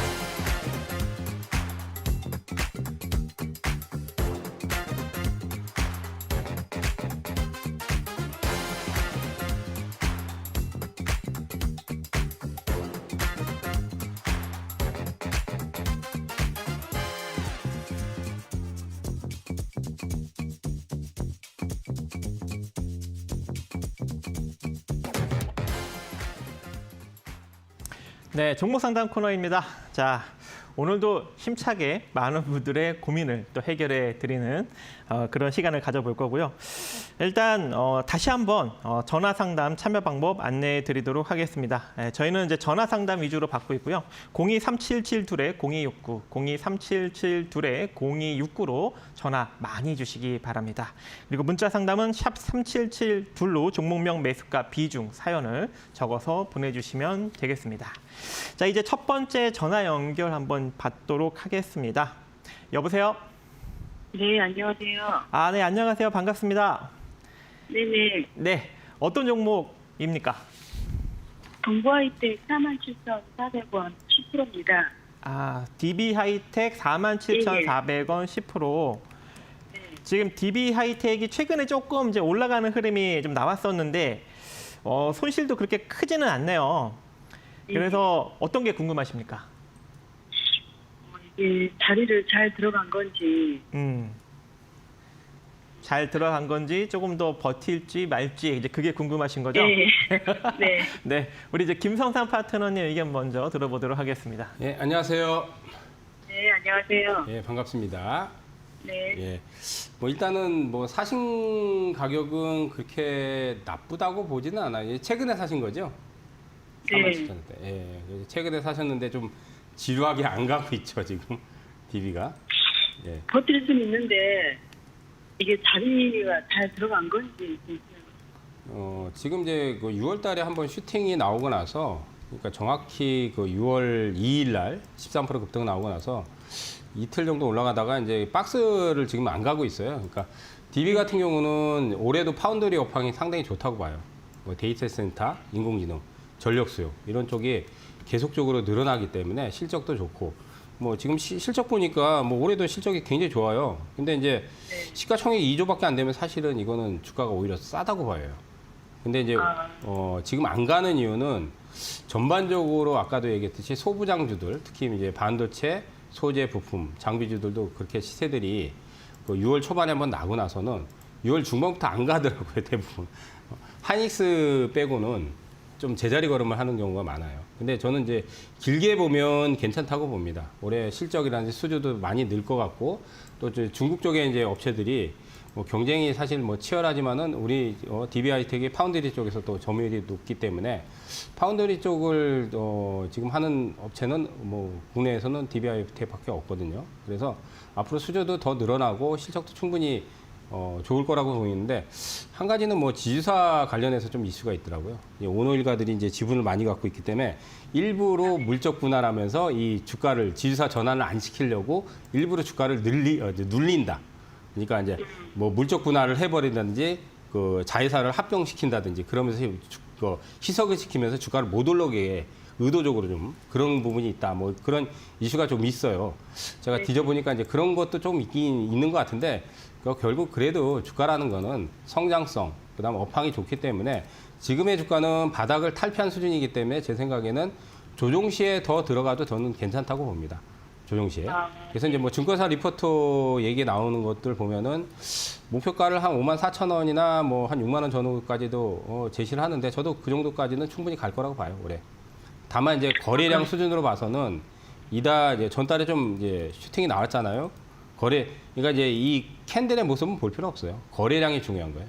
거래가 이제 붙으면서 이제 돌파가 나왔는데 이달은 거래가 안 늘어요. 예, 보시면 그죠? 눈에 띄잖아요. 그럼 보통 이제 슈팅이 나오고 거래가 안 늘어나면 1개월, 2개월 정도는 안 가요. 안 가거나 약간 조정을 받아요. 이제 그걸 감안하고 오히려 제 생각에는 서둘지 마시고 조정 시에 조금씩 더 투자를 하셔도 된다고 봅니다. 그리고 55,000원 이상까지는 충분히 중기 보유하셔도 괜찮다고 봅니다. 아유, 감사합니다. 네.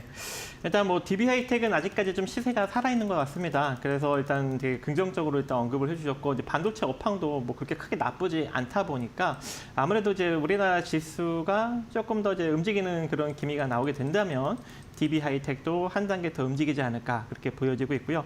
일단 뭐 거의 다 언급을 해주셨으니까 간단하게 기술적 포인트만 좀 짚고 넘어가면 43,000원이 이탈되지 않는 한 지금 여기 이 자리죠. 43,000원이 이탈되지 않는 한 시세가 무너진 게 아니에요. 그래서 43,000원이 이탈되지 않으면은 계속 그냥 보유 관점 또는 이제 추가 뭐 보유 관점도 뭐 가능할 것 같고, 근데 이제 43,000원이 이탈이 되면 시장도 같이 크게 무너지는 어떤 그런 수순으로 갈 수 있으니까 그때는 좀 비중을 축소해야 됩니다. 43,000원이 무너지면. 그리고 43,000원이 무너지지 않고 그대로 좀 잘 버티게 된다면 아까 이제 언급해 주신 뭐 5만 원짜리든지 뭐 그런 자리들이 쭉쭉쭉 나올 것 같고, 만약에 여기서 시세가 한 단계 더 나아가는 흐름이 만약에 이제 시장 흐름과 같이 나오게 된다면 1차적으로 지금 저항으로 부딪히는 자리가 56,000원짜리고 2차적으로 이제 62,000원 정도 자리가 일단 보여집니다. 그래서 56,000원, 62,000원 정도 부근에서 단기적으로 매도할지 아니면 또 7만 원 정도 자리까지 끌고 갈지 그때 가서 판단하시면 될 것 같습니다. 자, 여기까지 DB하이텍에 대해서 살펴보았습니다. 다음 전화 이어서 받도록 하겠습니다. 여보세요? 네, 감사합니다. 아, 네, 감사합니다. 안녕하세요. 네, 안녕하세요. 종목명 매수가 비중 사연을 궁금하신 점을 좀 알려주시기 바랍니다. 네. 어떻게 카지노?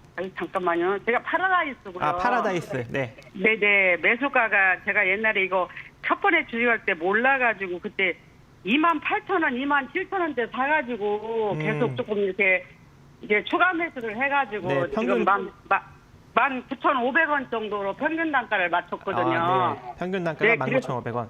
예. 근데 지금 이제 몇 년을 기다려가지고 이제 거진 이제 조금 올라오는 거예요. 네. 그래서 비중은요? 제가 이거 네? 비중. 비중이 한 15% 정도 됩니다. 아, 15%. 네. 네네. 19,500원에 15%.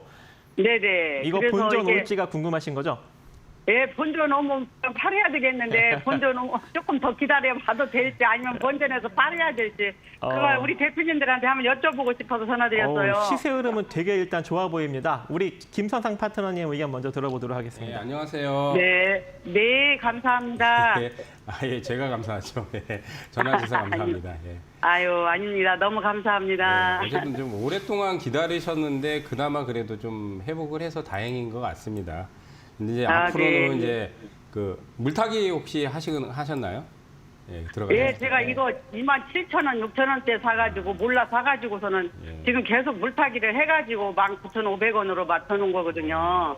그러니까 이제 한 2만 원이나 2만 1,000원까지는 제 생각에는 더 갈 수 있는 여력은 있다고 봐요. 한 10% 정도는 상승 여력이 더 있다고 보는데 예. 아시다시피 이제 중국 관광객들 이번에 단체 예. 또 무비자 풀어줬잖아요. 그다음 이제 네네. 강원랜드 같은 경우는 그 드로백이라 해서 배팅 금액 있잖아요. VIP 그 금액을 상향시켰어요. 그래서 카지노 예. 업체들한테 지금 상당히 호재죠. 왜냐면 그 금액 배팅할 수 있는 거를 더 상향을 하면 당연히 뭐 매출이 늘으니까. 그다음 중국 관광객뿐만 아니라 요즘은 또 이제 소비도 좀 늘어나고 또 해외 관광도 많이 늘어나기 때문에 긍정적으로 보는데 이제 주가가 이제 저점에서는 좀 많이 올라갔던 것도 있습니다. 이제 그런 부담감이 있는데 아직은 고점이 아니기 때문에 좀 더 가져가셔도 예. 됩니다. 근데 예. 뭐 목표가를 너무 높게 잡지 마시고요. 이제 제 예. 생각에는 한 2만 1,000원대 정도는 아직 상승 여력이 더 있다. 근데 단기적으로 좀 조정을 거치면서 올라갈 수도 있어요. 그 부분 감안하시고 그리고 이제 앞으로는 물리면은 물타기를 하지 마시고 너무 예. 오래 걸릴 것 같다. 그러니까 제가 이제 만약에 사가지고 예를 들어서 한 2, 3개월 기다렸는데도 회복이 안 되잖아요. 그러면 예. 거기서 이제 물타기 하지 마시고 앞으로는 손절해 버리세요. 예. 비중이 적은 상태에서 손절은 계좌에 그렇게 타격이 크지 않으니까. 근데 비중을 많이 늘려서 나중에 물타기를 했는데 예를 들어서 한 30%까지 늘렸는데 손실이 막 30%, 40%가 넘게 났다. 그러면 그건 못 빠져나온단 말이에요. 그래서 이제 몇 년 그렇죠. 가져간단 네. 말이에요. 근데 그런 아니, 운은 그랬거든요. 제가 그랬어요. 네, 그런 운은 다시 반복하지 않으시려면 물타기를 네. 하더라도요. 회복이 가능할 것 같다 하면 이제 만약에 예를 들어서 10%나 15%가 물렸어요. 근데 네. 한 두 달 정도 기다렸는데 손실이 만약에 10% 손실이 5%로 줄어들었다. 그럼 가능성이 있는 거잖아요. 그죠? 그럴 네. 때 늘려서 하셔야 되는데 10% 15% 손실 났는데 두 달 기다렸는데 30%가 손실 났다. 그러면 그거는 물타기를 하시면 안 돼요. 왜냐하면 그거는 주포들이 던지고 나가고 누군가 많이 팔고 그렇기 때문에 그거는 장기적으로 더 하락할 가능성이 높아요. 그러니까 근데 거기다가 평단을 낮춰가지고 뭐 물타기라면 절대로 못 빠져나와요. 그 3년, 4년 뭐 이렇게 가져가야 된다고. 근데 그런 장기 투자는 절대로 성공할 수가 없습니다. 그러니까 차라리 비중이 적을 때는 한 2, 3개월 기다렸는데 내가 만약에 가능성이 없다 싶으면 그냥 과감하게 손절을 해버렸어요, 이제는. 예, 그러면 회복이 빨라요, 차라리. 지금 같은 장에서는 예, 그렇게 타격이 크지 않으면 충분히 회복을 할 수 있습니다. 앞으로는 좀 그렇게 네. 하시기 바라겠습니다. 예, 알겠습니다. 네. 파라다이스 일단 뭐 긍정적으로 언급을 잘 해주신 것 같습니다. 2만 원에서 2만 1,000원 정도 자리까지는 충분히 갈 수 있다라고 이제 언급을 해주셨는데 저도 뭐 이제 비슷한 의견이에요. 일단 최근에 이 관광객 호재 이슈로 인해서 아무래도 주가가 조금 대세 상승 흐름을 좀 타지 않았나라고 생각을 합니다. 그래서 일봉상 거의 뭐 조정도 없이 지금 올라가고 있는 그런 상황이고요. 월봉상 흐름을 보더라도 지금 이전 주가 위로 종가가 올라섰어요. 수행 스팬이 올라탔죠. 이제 첫 달 올라탄 거기 때문에 아무래도 다음 달 정도까지는 좀 시세 흐름을 지켜봐야 된다. 그리고 만약에 다음 달까지도 시세 흐름이 잘 나와서 2만 원 정도 자리를 찍으면 더 갈 수도 있습니다. 그래서 2만 원에서 2만 3천 원 정도 사이를 일단 목표로 대응을 해보시고요. 혹여 2만 3천 원짜리까지도 돌파하는 흐름이 나오게 된다면은 그때는 조금 이제 대시세 흐름도 어느 정도 생각을 하시면서 조금 더 끌고 가는 전략도 괜찮지 않나라고 생각을 해요. 그래서 일단은 2만 원에서 2만 3천 원 정도 목표를 잡고 만약에 여기서 부딪히면서 2만 원짜리가 다시 재차 무너지는 흐름이 나오게 된다면 그때는 매도 관점이고 만약에 무너지지 않고 그대로 시세 흐름을 이어간다면 조금 더 홀딩 관점으로 끌고 가시면 될 걸로 판단을 합니다. 자, 여기까지 파라다이스에 대해서 살펴보았습니다. 자, 다음 전화 이어서 받도록 하겠습니다. 여보세요? 예, 안녕하세요. K입니다. 네, 안녕하세요. 반갑습니다. 예, 예. 네, 종목명 매수가 비중 알려주십시오. 예, 테크위 34,100원 30%. 테크윙 34,100원에 30%요? 예, 테크윙 34,000원, 이게 좀 조금 손실권이네요. 예, 이거 한 달 됐는데 사자마자 계속 떨어지는데 예. 이걸 정리해야 되나 종목을 바꿔야 되나 그런데 하도 궁금하네요. 지금 뭐 손절을 해야 될지 좀 끌고 가야 될지 이제 그게 조금 고민이신 거죠, 그러면? 예, 예. 네, 일단 이거 김성삼 파트너님 먼저 의견 먼저 듣도록 예. 하겠습니다. 네, 안녕하세요. 예, 부탁합니다. 예, 수고하십니다. 예. 목소리는 되게 식스가 있어서 근데 이제 손실이 나셔가지고 일단 이제 테크윙은 이제 뭐 반도체 검사 핸들러 장비 쪽에 이제 좀 강점이 있는 회사고 뭐 기업 내용적으로는 앞으로 이제 AI나 뭐 반도체 칩 수요가 늘어나기 때문에 뭐 업황은 나쁘지는 않은데 단점은 이제 작년에 이제 대시세를 냈어요. 이게 작년에 이제 엄청난 시세를 냈거든요. 그러니까 작년 저점이 이제 7,000원대 초반부터 해서 7만 원까지 갔어요. 그러면 이제 거의 10배 거죠. 그러니까 10배. 그러니까 보통 이렇게 10배를 단기간에 그것도 이제 한 해 동안 1년도 안 걸렸어요. 한 7, 8개월 걸렸나요? 그렇게 대시를 내면요. 주가가 1년에서 2년 동안은 굉장히 고전해요. 아까도 우리가 이제 2차 전지 같은 경우도 지금 이제 2차 전지는 물론 이제 업황이 나빠서 그런 것도 있지만은 2년 전, 3년 전에 그때 업황이 막 엄청나게 호황이었거든요. 전기차가 막 그때 막 폭발적으로 늘고 할 때. 근데 에코프로 같은 경우 1000% 가고 막 금양 같은 경우 2000% 가고. 근데 결국은 2년 동안 빠져버리잖아요. 기업 내용이 물론 나빠서 아니면 업황이 실적이 나빠서 그런 것도 있겠지만 그래도 너무 과도하게 빠지거든요. 그러니까 테크윙은 그 정도까지는 아닌데 지금 제가 보기에는 이게 과도하게 너무 상승을 했기 때문에 올해는 시세가 나기 굉장히 어려워요. 그래서 올해는 지나고 나서 투자를 하더라도 올해는 좀 지나고 나서 투자를 하는 게 좋지 않을까. 그래서 저는 개인적으로는 이거는 비중이 지금 너무 많으시고요. 일단 교체나 비중 축소를 반등시에 좀 하셨으면 좋을 것 같습니다. 내년까지 본다면은 뭐 제 생각엔 이제 올해 바닥을 26,000원대니까 26,000원대 깨지 않는다면 뭐 내년까지 버티면 괜찮긴 하지만은 올해는 그렇게 크게 시세 내기가 쉽지 않을 거라고 좀 보이거든요. 그거 좀 참고를 하시면 좋을 것 같습니다. 네, 일단 뭐 저도 비슷한 의견이에요. 테크인 같은 경우에는 2024년에 이미 세력들이 주가를 좀 많이 끌어올렸던 종목이고 그로 인해서 최근에 좀 주가가 좀 부진하게 흘러가고 있습니다. 그리고 여기서 시세가 더 나오려면 그러니까 한마디로 또 한 번의 주가의 상승력이 강하게 나오려면 실적이 받쳐줘야 돼요. 그래서 대시세가 나온 종목이더라도 지속적으로 매출과 영업이익이 증가되면서 성장하는 회사라면 세력들이 또 한 번 건들면서 대시세를 또 한 번 일으킬 수 있는데 지금 이 종목 같은 경우에는 아직까지 실적이 큰 폭으로 증가가 되지 않고 있습니다. 물론 2025년에 매출과 영업이익을 크게 띄울 거야라는 컨센서스를 제시를 했지만 지금 1분기 실적 나온 거 보면 그거에 미치지 못하고 있는 상황이거든요. 한마디로 전년도랑 비슷한 그런 상황이기 때문에 아무래도 이제 실적 부진이 이 주가의 하락의 주요 원인이 되지 않나라고 생각을 해요. 주가도 좀 많이 띄운 측면도 있고 자 그렇기 때문에 테크윙은 적당한 선에서 일단 손절 관점으로 대응하시는 것이 조금 더 유리하지 않나라고 생각을 합니다. 왜냐하면 실적이 다시 좋아지지 않는 이상 여기서 큰 시세를 좀 주기가 좀 어려운 그런 종목이다라고 보시면 될 것 같기 때문에 그래서 29,500원을 저는 일단 손절 라인으로 제시를 해드리고요. 이 가격 라인이 이탈됐을 시 손절 관점 그리고 이 가격 라인을 터치하는 건 상관없어요. 건들고 그대로 다시 올라가면 32,900원에서 34,000원 정도 선에서는 단기 매도 관점으로 제시를 해드리도록 하겠습니다.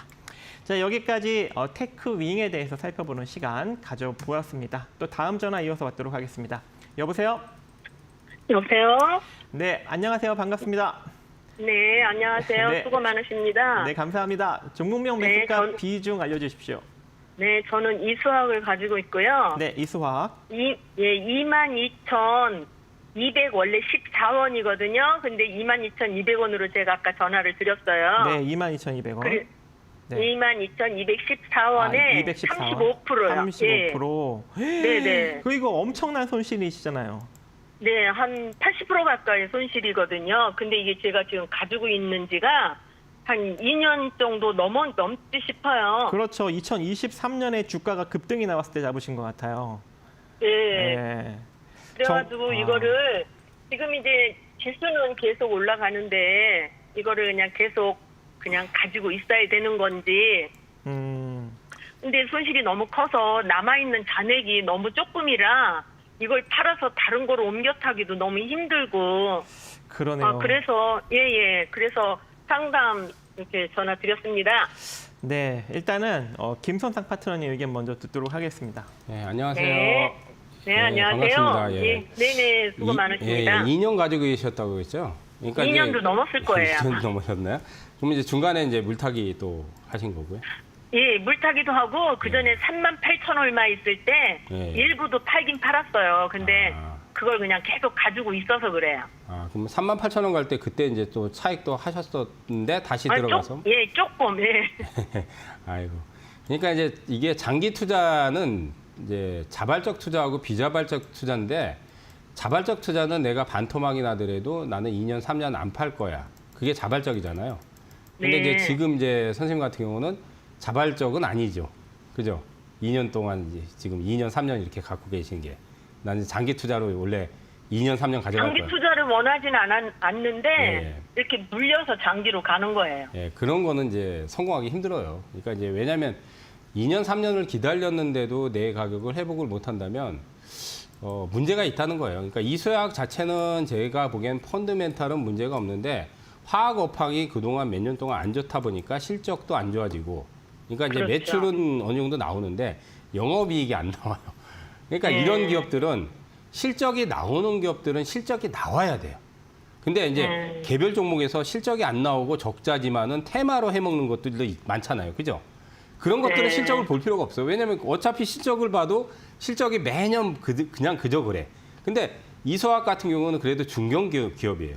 매출액도 네. 몇천억씩 나오고. 그러면 중견기업이 그 실적이 나오는 기업은 실적을 내줘야 된다는 얘기예요. 그러면 이익을 내줘야 되잖아. 그러면 몇 년 동안 이익이 안 나잖아요. 그러면 네. 주가 모멘텀이 없잖아요. 만약에 뭐 이소학이 신사업을 한다. 예를 들어서입니다. 뭐 이제 뭐 최근에 이제 가장 가까운 거는 뭐 2차 아니 이제 뭐 인공지능 한다. 이수 스페셜티 케미컬. 예. 이수 스페셜티 케미컬을 예. 인적 분할도 받았어요. 아, 그래요. 네, 그 이제 20% 전고체 배터리 인적 쪽에 분할 받아서 항아리튬 쪽에 이제 그 나중에 성장성이 있는데 그것도 예, 마찬가지로 전고체. 지금은 이제 그 항아리튬이 독보적인 기술이지만은 전고체가 아직은 상용화가 안 됐잖아요. 그러면 이제 그렇죠. 거기 상용화에 대해서 이제 그런 기업들은 중견기업이기 때문에 어쨌든 매출과 이익 구조가 좋아져야 돼요. 그렇지 않으면 이제 뭐 정말 신성장 동력으로 요즘 핫한 AI를 한다. 근데 이소학이 AI 할 일은 없잖아요. 그러면 날아가겠지만 사실은 이렇게 어쨌든 중견 기업들은 실적을 내주는 기업은 실적이 나와야 돼요.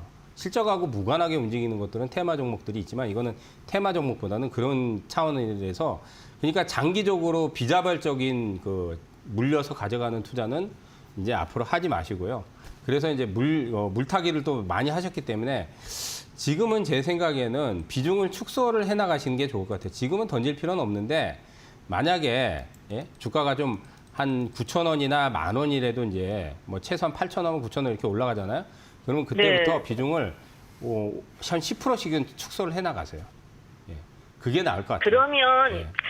저기 매니저님, 예. 제가 이제 수익 난 게 있는 거를 좀 팔아서 예. 더 이렇게 물타기를 해서 단가를 좀 올려놓는 게 아니 그건 내려놓는다고 하지 올려놓는다 그래야 되나? 마셔야죠. 자, 보세요. 그런 거 하지 말아야 돼요. 마지막으로요. 예, 시간이 없으니까. 지금 8,000원대, 아니, 지금 주가가 얼마예요? 6,000원대잖아요. 예, 그러면 5천 얼마인 것 예, 같아요. 지금 제가 생각에는 많이 나오면 10,000원이고요. 적게 나오면 8,000-9,000원 정도 파동이 나와요. 그럼 8,000-9,000원 평단을 맞춰야 돼요. 빠져나오시려면. 그러면 지금 네. 22,000원인데 8,000원대, 9,000원대 평단을 맞추려면 비중을 얼마큼 늘려야 돼요? 갖고 계신 거 다 늘려야 돼요. 몰빵하셔야 돼요. 그래야지 빠져나와요. 그래야지. 근데 그건 너무 무겁고 불편하고 아, 부담스럽잖아요. 맞아요. 그렇게 하고 싶으세요? 차라리 아니요, 선전하는 게 제가 낫죠. 지금 80%대가 3개가 있어가지고 지금 이러지도 저러지도 못하고 그러면은 있습니다. 비중을 이제 올라갈 때마다 축소를 하셔가지고 뭐 네. 마음은 아프지만은 내가 이 현금이 나오잖아요. 그러면 네. 이제 앞으로 이제 중장기 투자는 비자발적 하지 말고 그리고 이제 만약에 지금 기업적으로 선택을 하시더라도 실적 나오는 걸 선택을 하세요.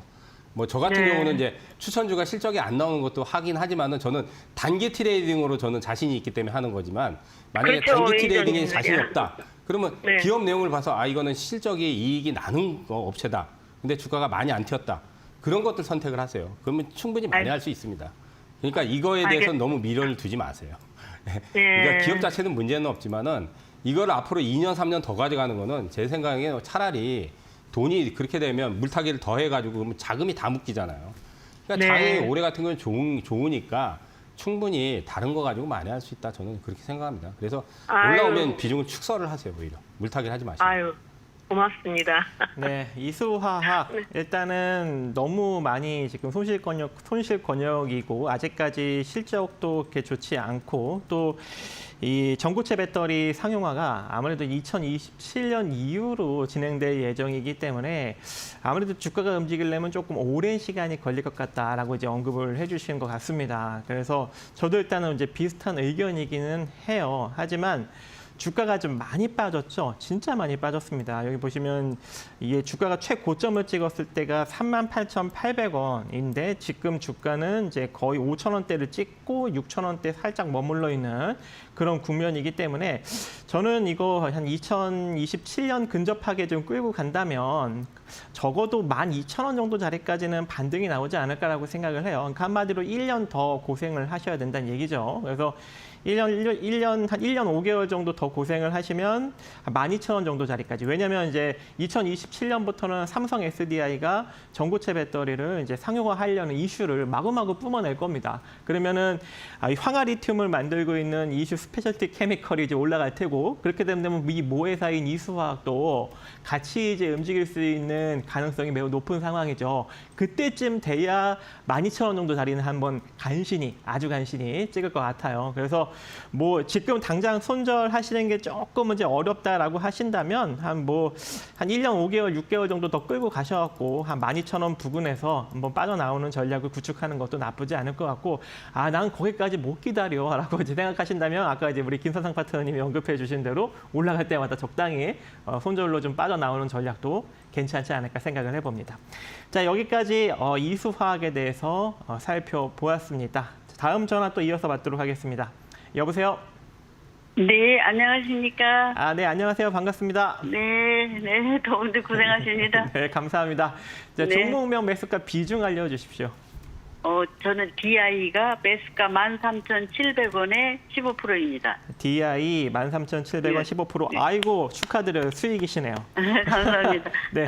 아니, 근데 이게요, 네. 전에는 곧잘 움직였는데, 어제도 좀 저는 굉장히 사실 삼성전자가 오르고 하기를 기대를 했는데, 어째 못 움직여요. 그래서, 이게 가기 갈 것 같기는 한데, 이게 목표가를 단기하고 좀 중기 이렇게 부탁드립니다. 네.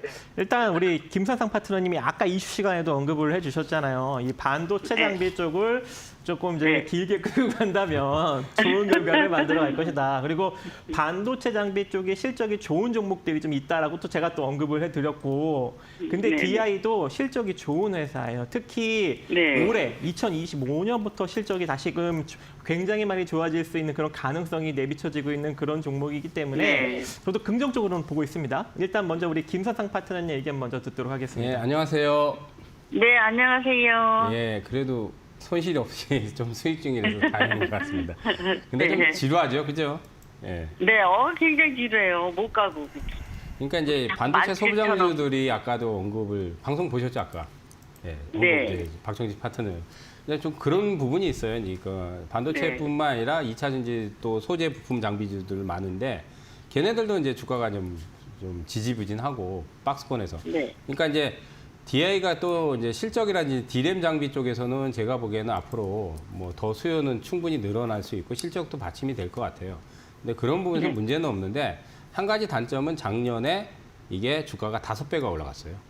5,000원대부터 해가지고. 많이 올라서 예. 그랬구나. 그래서 작년에 시세를 뽑아내면은 보통 그 장기적으로 기간 조정이 1년에서 2년 정도를 거쳐요.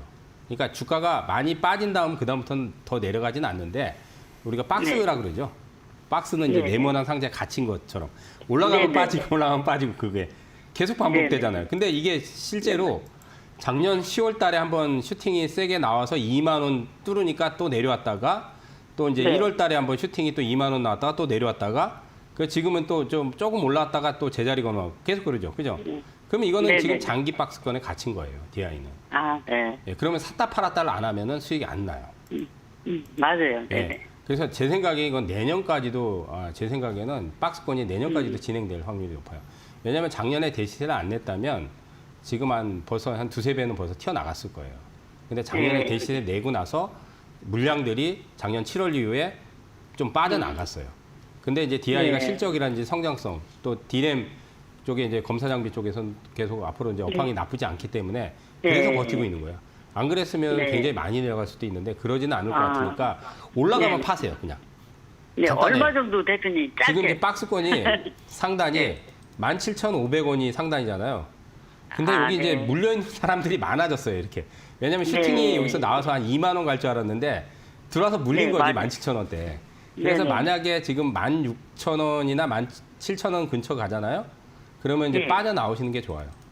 왜냐면 지금 거래량이 줄어들고 있어요. 그래서 좀 이게 되게 네. 하반기까지도 지루할 확률이 높아요. 아, 지루해요. 진짜. 예, 그래서 올라가면은 만약에 슈팅이 뭐 17,000원대라도 나오고 지금 수익 중이시니까 네네. 16,500원이든 17,000원이든 슈팅 나올 때 그냥 팔고 나오세요. 예. 16,500원에서 17,000원 사이. 예. 17,000원 예, 사이요. 그 정도 네네. 나오면은 팔고 나오세요. 네. 왜냐하면 거기서 안 네. 팔잖아요. 그럼 다시 빠져요. 네, 네 맞아요. 예, 네. 근데 이제 저점이 언제 잡혔기 때문에 또 많이 빠지진 않아요. 그걸 계속 반복한다니까요. 그러니까 맞아요. 하반기까지는 계속 그럴 것 같아요. 제 생각에. 아, 맞습니다. 아, 이거 너무 감사합니다. 예, 예.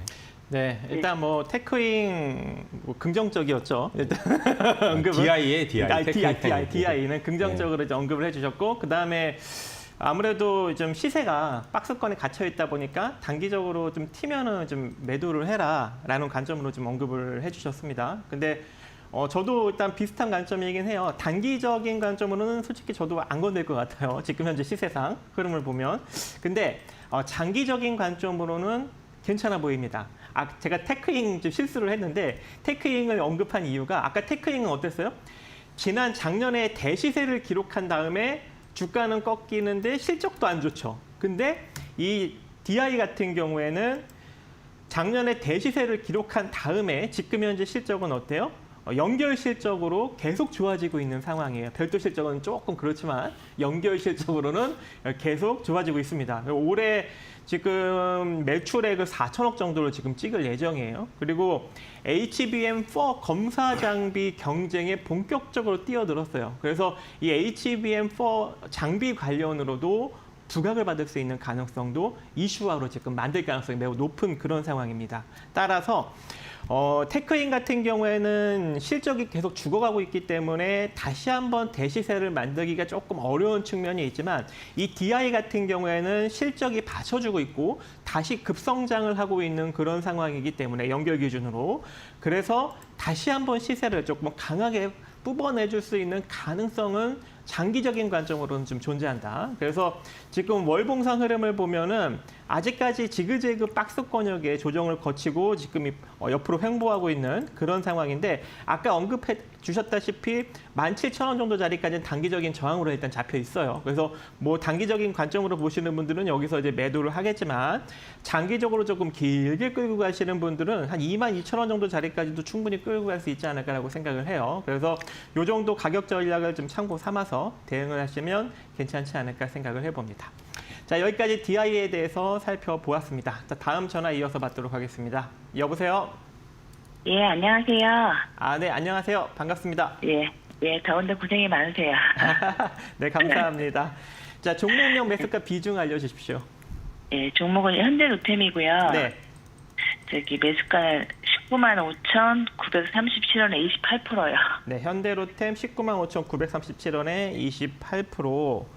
지금 네네. 너무 고점에서 잡으셨네요. 살짝 지금 손실권이 원래는 더 고점에서 잡았어요. 근데 21만 8천원에 네. 41% 샀다가요. 예. 한 18% 손실 보고 다시 팔았다가 여기 지금 19만 5천원대에 다시 또 매수했어요. 지금 엄청 올라가는데 이게 지금 더 올라갈 것 같으신 거예요? 예, 그래서 지금 이게 손절을 해야 하는지 아니면 제가 산 그 매수가까지 올라올 수 있을지 그게 궁금해서요. 일단은 그러면 김선상 파트너님 의견 먼저 듣도록 하겠습니다. 네, 안녕하세요. 예, 감사합니다. 네, 예, 안녕하세요. 예, 선생님. 예. 예, 더운데 고생 많으세요. 예. 여기는 시원해요. 예. 에어컨이 항상 있어서. 이 종목 상담을 신청하는데 안 되더라고요. 전화가 요즘 많이 온대요.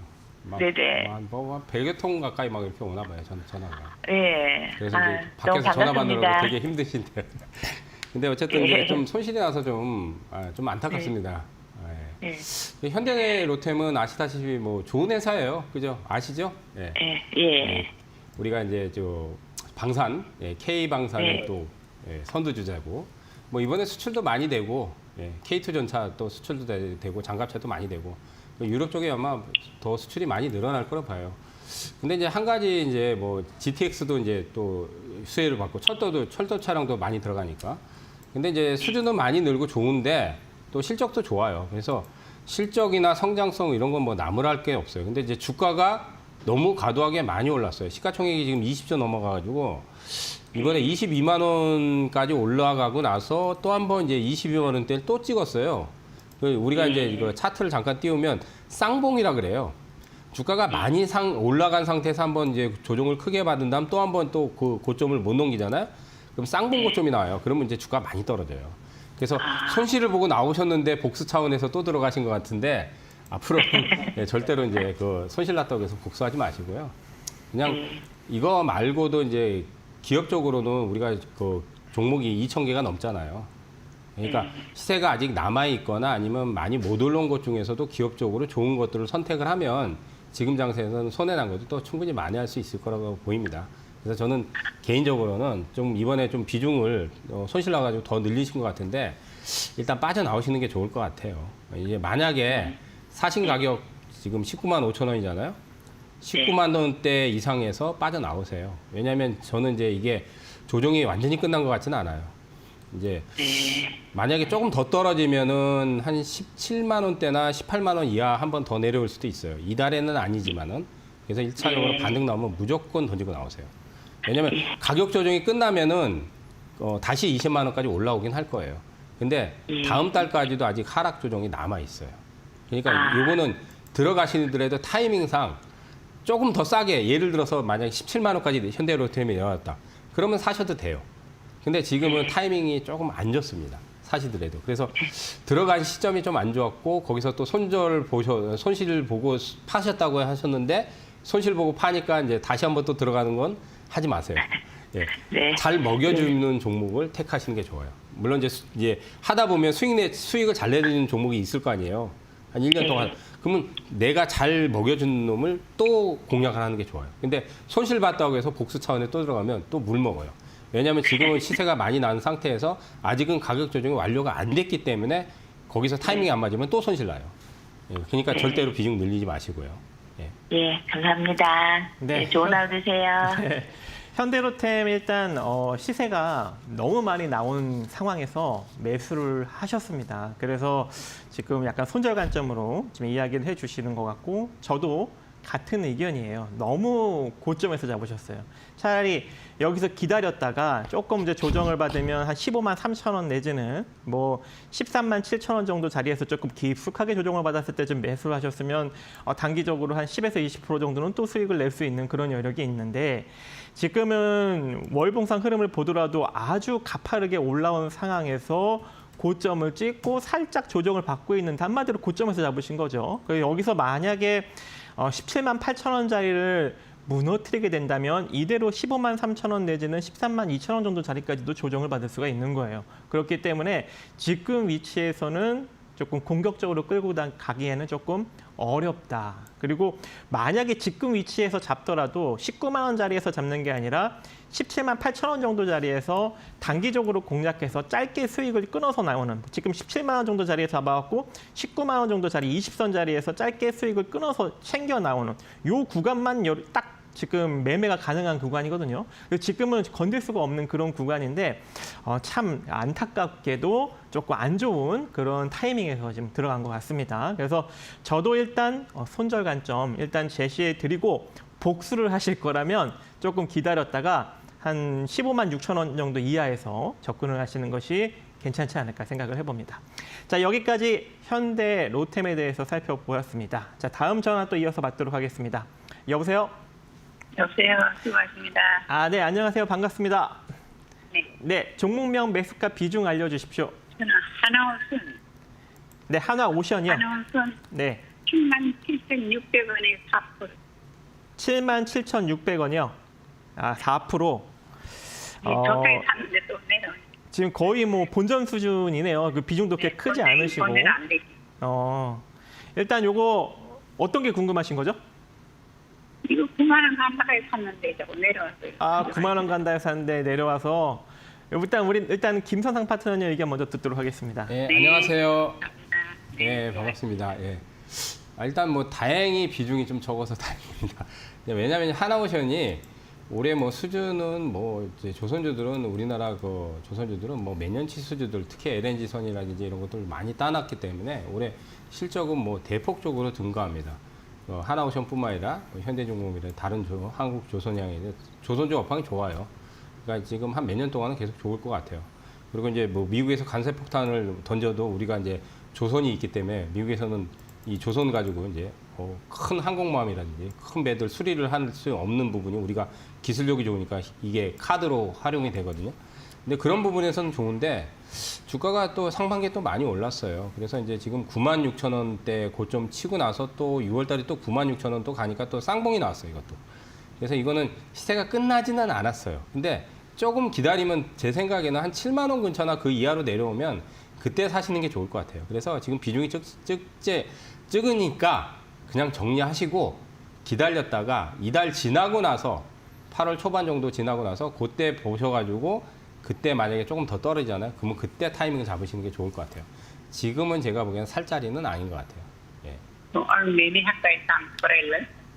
그러니까 지금 손실이 크지 않잖아요. 거의 본전이잖아요. 그냥 현금화 하셔가지고 이달 지난 다음 뭐 타이밍을 잡으시는지 그러세요. 만약에 하나오션을 다시 사신다면 조금 더 싸게 사시라 이거예요. 그러니까 77,000원대 아니라 7만 원대나 아니면 7만 원 이하에서 기다렸다가 들어가시면 좋을 것 같아요. 예. 지금 당장은 안 내려오지만은 그래서 이달은 요거를 접근을 안 하시는 게 좋을 것 같습니다. 가격 조정이 저는 끝나지 않았다고 보거든요. 예. 그렇게 좀 판단을 하시면 좋을 것 같습니다. 네, 일단 하나오션 최근에 조금 이제 주가가 고점에서 횡보 국면에 조금 머물러 있다 보니까 아무래도 지금 위치에서 접근하기는 조금 이제 리스크가 있다라고 지금 언급을 해주시는 것 같습니다.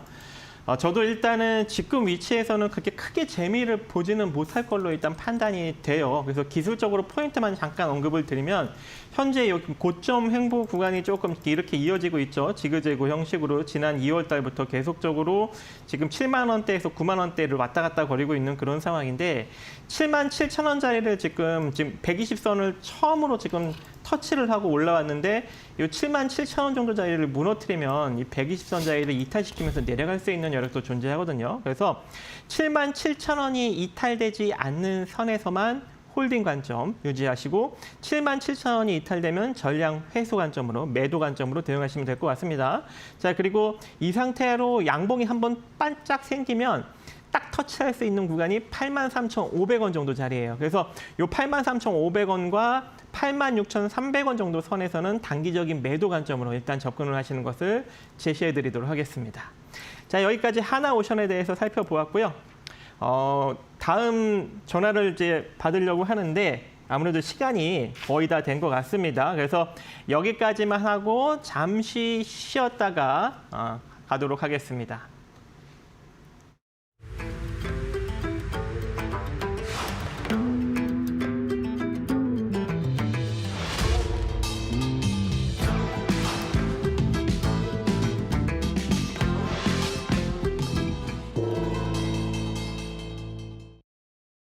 네, 종목들을 더 봐드리고 싶은데요. 우리 PD님이 다음 주 이슈 전략 체크 시간으로 지금 넘어가라고 해서 저는 넘어가기 싫지만 어쩔 수 없이 넘어가게 됐습니다.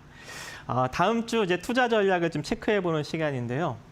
우리 김선상 파트너님, 다음 주 시장은 어떻게 준비를 해야 될까요? 뭐 준비는 특별한 건 없어요. 그냥 뭐 평상시에 여러분들이 조정 시에 매수하는 전략. 근데 이제 조정 시에도 이제 종목들을 이제 선별을 해야 될 것 같아요. 그러니까 우리가 아까도 얘기했듯이 이제 5월, 6월 한 6월 중반까지는 그냥 괜찮다 싶으면 사두면 거의 그냥 올라가는 게 거의 태반이었어요. 그러니까 네. 한 80% 이상은 몇 개 빼고는. 근데 지금은 괜찮다 해도 사두면 안 올라가요. 그렇잖아요. 지난주가 특히 그랬습니다. 네, 그러니까 한 2주 동안 그런 것 같아요. 지금. 네. 이제 6월 중반 지나고 나서 한 2주 이상은 괜찮은데 사두면 안 가. 그러니까 이제 지금은 이제 좀 선별할 거를 어떻게 해야 되냐면 거래소 쪽 위주로 투자하시는 분들은 주도주 있어요. 주도주. 우리가 주도주라 그래요. 주도주는 뭐 반도체 넣으면 당연히 하이닉스고요. 그죠? 그다음 뭐 이제 지주사 같은 경우는 우리가 뭐 하나그룹주나 두산그룹주나 뭐 SK나 이런 것들이 이제 주도주예요. 그다음 뭐 카카오도 있고 그런 것들이 이제 주도주, 큰 종목 중에서. 그다음 이제 개별주는 좀 달라요. 개별주는 정책 이슈에서 뭔가 테마나 정책을 탈 수 있는 거에서 강하게 터진 것들이 있어요. 그걸 우리가 일명 이제 대장이라 그러거든요.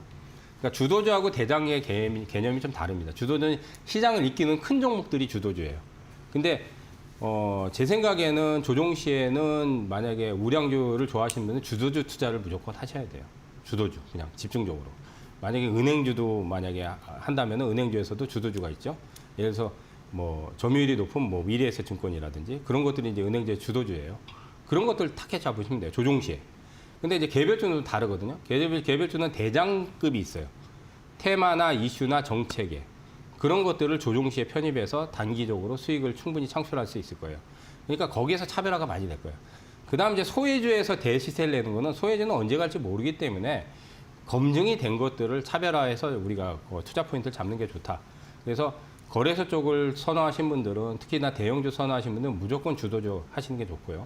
주도주를 빠질 때 공략하셔야 되고 개별주 하시는 분들은 제가 TV에서 많이 얘기하잖아요. 뭐 1등급 대장주. 그게 그냥 얘기하는 게 아니에요. 시세가 터진 종목들은 조정을 받고 나서 어느 정도 조정이 완료되면 또 시세가 단기에 또 폭발하기 때문에 단기는 그런 거를 선택을 하셔야 돼요. 바닥에 있는 거를 잡아가지고 물론 3개월, 6개월, 1년 기다려서 뭐 몇백 프로 먹을 수도 있지만 그게 종목마다 언제 갈지 모르거든요. 그래서 바닥이라 해서 무조건 투자하지 마시고 지금은 차별화된 양상이 강하기 때문에 그런 거를 선별적으로 투자 포인트 잡는 게 좀 필요할 거라고 보입니다. 네, 일단 뭐 저도 진짜 선별적인 장세이기 때문에 선택을 조금 잘해야 되지 않을까라고 생각을 해요. 왜냐하면 지지난주에 제가 일단 그 스테이블 코인을 이제 상표 등록을 이제 막 하잖아요. 관련 종목들이.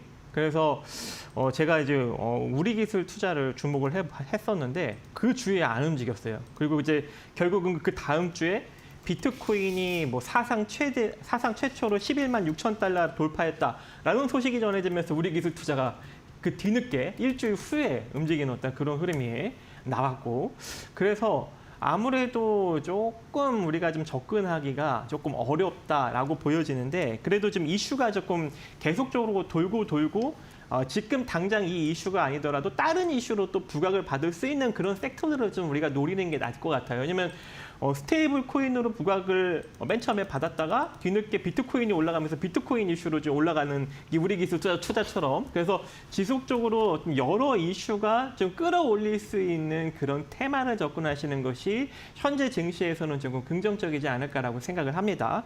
그래서 일단 저는 뭐 첫 번째로는 일단 이 신재생 에너지 쪽, 현재는 뭐 이제 아리백 산단조선 추진 소식으로 지금 뭐 일정 한 차례 움직이긴 했지만, 뭐 여기서는 조금 탈플라스틱 관련주, 뭐 삼룡물산, 세린 BNG, CTK, 에코플라스틱 이런 종목들이 조금 많이 움직였어요. 그리고 뭐 메커스, 대성파인텍, OCI 홀딩스 이런 이제 태양광 풍력 에너지 관련 종목들도 하나솔루션도 지금 움직였고, 그런데 이제 이런 신재생 에너지 쪽은 지금 이 이슈뿐만 아니라 또 이제 법안 추진 이슈가 또 나올 수도 있고 또 다른 이슈가 갑자기 또 불거지면서 나올 수 있기 때문에 신재생 에너지 쪽을 좀 건드리는 것이 지금 당장은 안 움직이더라도 추후에 강력하게 움직일 수 있는 여력이 또 존재할 것 같고, 증권주도 지금 계속 이슈가 붙고 있습니다. 뭐 상법 개정안 붙었고 자사주 소각 이슈 붙었고 이번에는 2분기 어닝 서프라이즈 전망이 또 붙어버렸어요. 근데 이 증권주들은 너무 많이 올라갔어요. 그래서 솔직히 조금 우리가 건드기는 조금 이제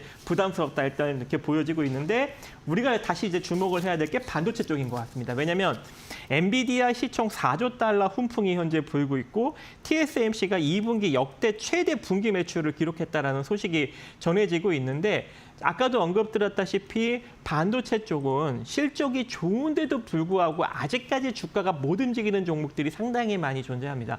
그래서 분명히 이제 AI 쪽으로 또 한 번 이슈가 또 나올 수 있는 여력이 매우 높은 그런 쪽이기 때문에 지금 현재 뭐 이오테크닉스가 아주 그냥 강하게 막 올라가고 있는 그런 측면도 있고, 뭐 사이닉 솔루션도 얼마 전에 움직였고, 메커스도 계속 움직이고 있고, 자람 테크놀로지도 또 움직이고 있고, 그러니까 이런 종목들을 여러분들이 조금 미리 선점을 해서 기다리는 것도 반도체 쪽도 일단 저는 긍정적으로 일단 보여지고 있고요. 그 다음에 이제 뭐 스테이블 코인 이슈, 이제 비트코인 이슈 이런 가상자산 관련 종목들 앞으로도 이슈가 좀 계속적으로 나올 것 같아요. 그래서 이쪽 관련 종목들도 여러분들이 계속적으로 조금 관심을 갖고 접근을 해보는 것도 조정 시에 일단 최근에 튀었으니까요. 움직여서 많이 상승이 나왔으니까 조금 조정 시에 한번 관심을 가져보는 것도 괜찮을 것 같고 또 최근에 이 갤럭시 이제 폴더블 폰 이제 이 폴드 7과 플립 7이 이제 나오죠. 근데 굉장히 조금 이제 호평을 받은 것 같습니다. 거기에 이제 뭐 연내에 또 이제 트라이 폴드 폰, 그러니까 3번 접는 폰이죠. 요것도 이제 출시될 수 있는 가능성도 지금 점쳐지고 있는 그런 상황이기 때문에 아무래도 이 폴더블 폰, 갤럭시 부품 관련 종목들, 실적이 좋은 종목들 되게 많거든요. 그래서 최근 파이넴텍도 막 올라가고 있고 KH 바텍도 막 올라가고 있고 그래서 이런 종목들도 조정 시에 한번 건드려 보면 지속적으로 좀 이슈가 나올 수 있는 여력이 존재하기 때문에 좀 괜찮지 않나 그렇게 일단 보여지고 있습니다. 그리고 아까도 이제 언급되었다시피 화장품 업체들이 요즘 굉장히 핫하게 움직이고 있는데 일부 ODM 업체들만 아주 강력하게 움직였고 나머지 종목들은 아직 덜 움직인 종목들이 상당히 많이 존재하거든요. 그래서 이 화장품 관련 종목들도 지금 보면은 뭐 유럽 쪽에 뭐 매출이 크게 성장이 나오고 있다라는 이슈가 나왔었고 또 2025년 들어서 컨센서스 상향 추세 분석이 나왔다라는 또 이슈가 나왔고 민생 소비 쿠폰에 또 수혜로 적용될 수 있다라는 이슈가 좀 계속 붙고 있어요. 그래서 이 화장품 관련 종목들도 조금 긍정적으로 좀 접근해 볼 수 있는 여력 존재하지 않나라고 생각을 해봅니다. 뭐 이거 외적으로도 우리가 좀 주목을 해볼 수 있는 건 또 뭐가 있을까요? 거의 다 언급하셨는데 또 언급을 해요. 너무 많으면 정신살라네요. 그러니까 이제 제 생각에는 이제 우리가 추려서 얘기하자면은 정책이 많잖아요. 근데 이제 정책이 많아도 그달에 집중적으로 푸시하는 정책이 일단은 터질 확률이 높아요. 그러니까 우리가 이제 이번 주에는 사실 이제 상법 개정안에서 자사주 그거는 저도 생각을 못했는데 이재명 정부 들어서 사실 상법 개정안을 계속 전달에 많이 얘기했거든요. 네. 근데 그때는 반응을 안 하더라고요. 네, 근데 결국은 한 달 정도 지나니까 터지잖아요. 그렇죠. 그러니까 지금 반응을 안 하더라도 자꾸 푸시를 하잖아요. 지금 뭐 아리뱅 얘기하고 계속 네, 푸시하면 네. 결국 한 달 안에 터진다는 얘기예요. 그렇죠. 그러니까 그런 것들이 지금 안 간다고 해서 답답해할 필요는 없어요. 그러니까 정책에서 집중적으로 푸시를 하는 거를 일단 일순위로 보시면 돼요. 그러니까 신재생도 그렇고 뭐 인공지능은 요즘 잠잠하잖아요. 근데 또 이제 인공지능 얘기가 또 나올 거야 아마. 그러면 그것도 이제 잠잠하다가 몇 주 지나서 터진다는 얘기예요. 그렇죠. 예, 그러면 거기에서 관련돼서 소부장에서도 지금 뭐 몇 주 동안 안 가지만 선점해 놓으면 뭐 나쁠 게 없잖아요 지금. 업황도 나쁘지 않으니까. 그래서 궁극적으로는 일단은 좀 길게 보는 안목은 업황이 일단 1순위는 좋아야 되고요. 거기에 뭐 수주도 늘고 또 정책 이슈도 들어오면 삼박자가 맞잖아요.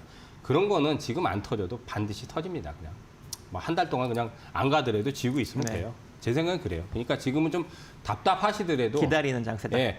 그리고 코스닥이 또 한 가지 힌트를 드리자면 코스닥이 지금 4주째 박스권이에요. 지금 6월 13일 날 그때 한번 무너지고 나서 박스가 지금 4주째, 한 달째예요. 그러면 박스를 돌파할 확률이 제 생각에는 이달 말 정도에 나올 것 같아요. 그러면 다음 주가 이제 약간의 조정을 타고 나서 다음 주 지나면은 코스닥이 박스권이 돌파돼요. 그러면 그때 개별주들이 순환이 훨씬 많이 될 겁니다. 그거를 참고하셔야 돼요. 그러니까 일주일만 지나면 된다. 예, 중요한 포인트. 다음 주에 예, 트럼프 대통령이 예. 러시아에 관련한 중요한 성명 발표를 14일 날 하겠다. 월요일이죠. 예. 라고 했습니다. 그래서 이 강력 제재안이 나올 수 있는 여력이 좀 존재할 것 같은데 이거는 시장에 어느 정도 영향을 좀 미칠까요? 러시아 쪽에? 예. 근데 뭐 러시아가 강력 제재한다고 누나 깜짝 안 하는 거 아시잖아요. 푸틴이 뭐 누나 콧방귀도 안 끼는데 뭐 원래부터 제재하고 너네 뭐 천연가스 이런 거 사지 마 뭐 이렇게 제재하잖아요. 그리고 뭐 달러로 결제하지 마. 근데 누나는 깜짝 안 해요. 제 생각에는 트럼프가 푸틴을 만약에 뭐 제재 조치를 해도 푸틴은 누나 깜짝 안 할 것 같은데요. 이 제재 조치로 인해서 혹시 유가의 상승 가능성도 좀 있어 보입니까? 뭐 그런 부분은 일시적으로 있어도 중동발 이슈가 지금 불거져도 네. 유가가 튀어도 그대로 또 내려왔죠. 예, JPA에서 100달러 뭐 130, 안 가잖아요. 네. 안 간단 말이에요. 근데 궁극적으로는요, 유가가 소비가 많이 늘고 경기가 활성화되면 이제 수요가 늘면 유가는 올라가게 돼 있어요. 네. 물론 이제 호르무즈가 봉쇄되면 그거는 좀 타격이 크지만 그거만 안 되면은 일시적으로 올라갔다 다시 떨어져요. 지금은. 그렇기 때문에 제재 조치한다고 해서 유가가 다시 폭등해서 $100 그렇게 가지는 않을 거라고 봅니다. 저는. 일단은 일단 러시아에 대한 어떤 중대한 성명 발표가 시장에 크게 영향을 미치지는 않을 것이다라고 그리고 보시는 저는 거죠. 트럼프 말을 믿질 않아요. 네. 저는 아예 믿질 않아요. 그러니까 원래 그 사람은 얘기한 거를 뒤집고 하는 게 전술이기 때문에 물론 그 안에서도 그걸 활용해서 또 이제 뭐 관세도 또 세게 부과하고 그러겠지만은 저는 절대적으로 믿지 않습니다. 트럼프 말은. 네. 이제 시간이 다 됐습니다. 여기까지 저희가 이제 준비한 내용들을 한번 다 언급을 해 보았고요. 다음 주 시간에도 더 좋은 내용으로 찾아뵙고 여러분들 돈 많이 벌 수 있게 준비해 오도록 하겠습니다. 저희는 여기서 물러나도록 하겠습니다. 감사합니다.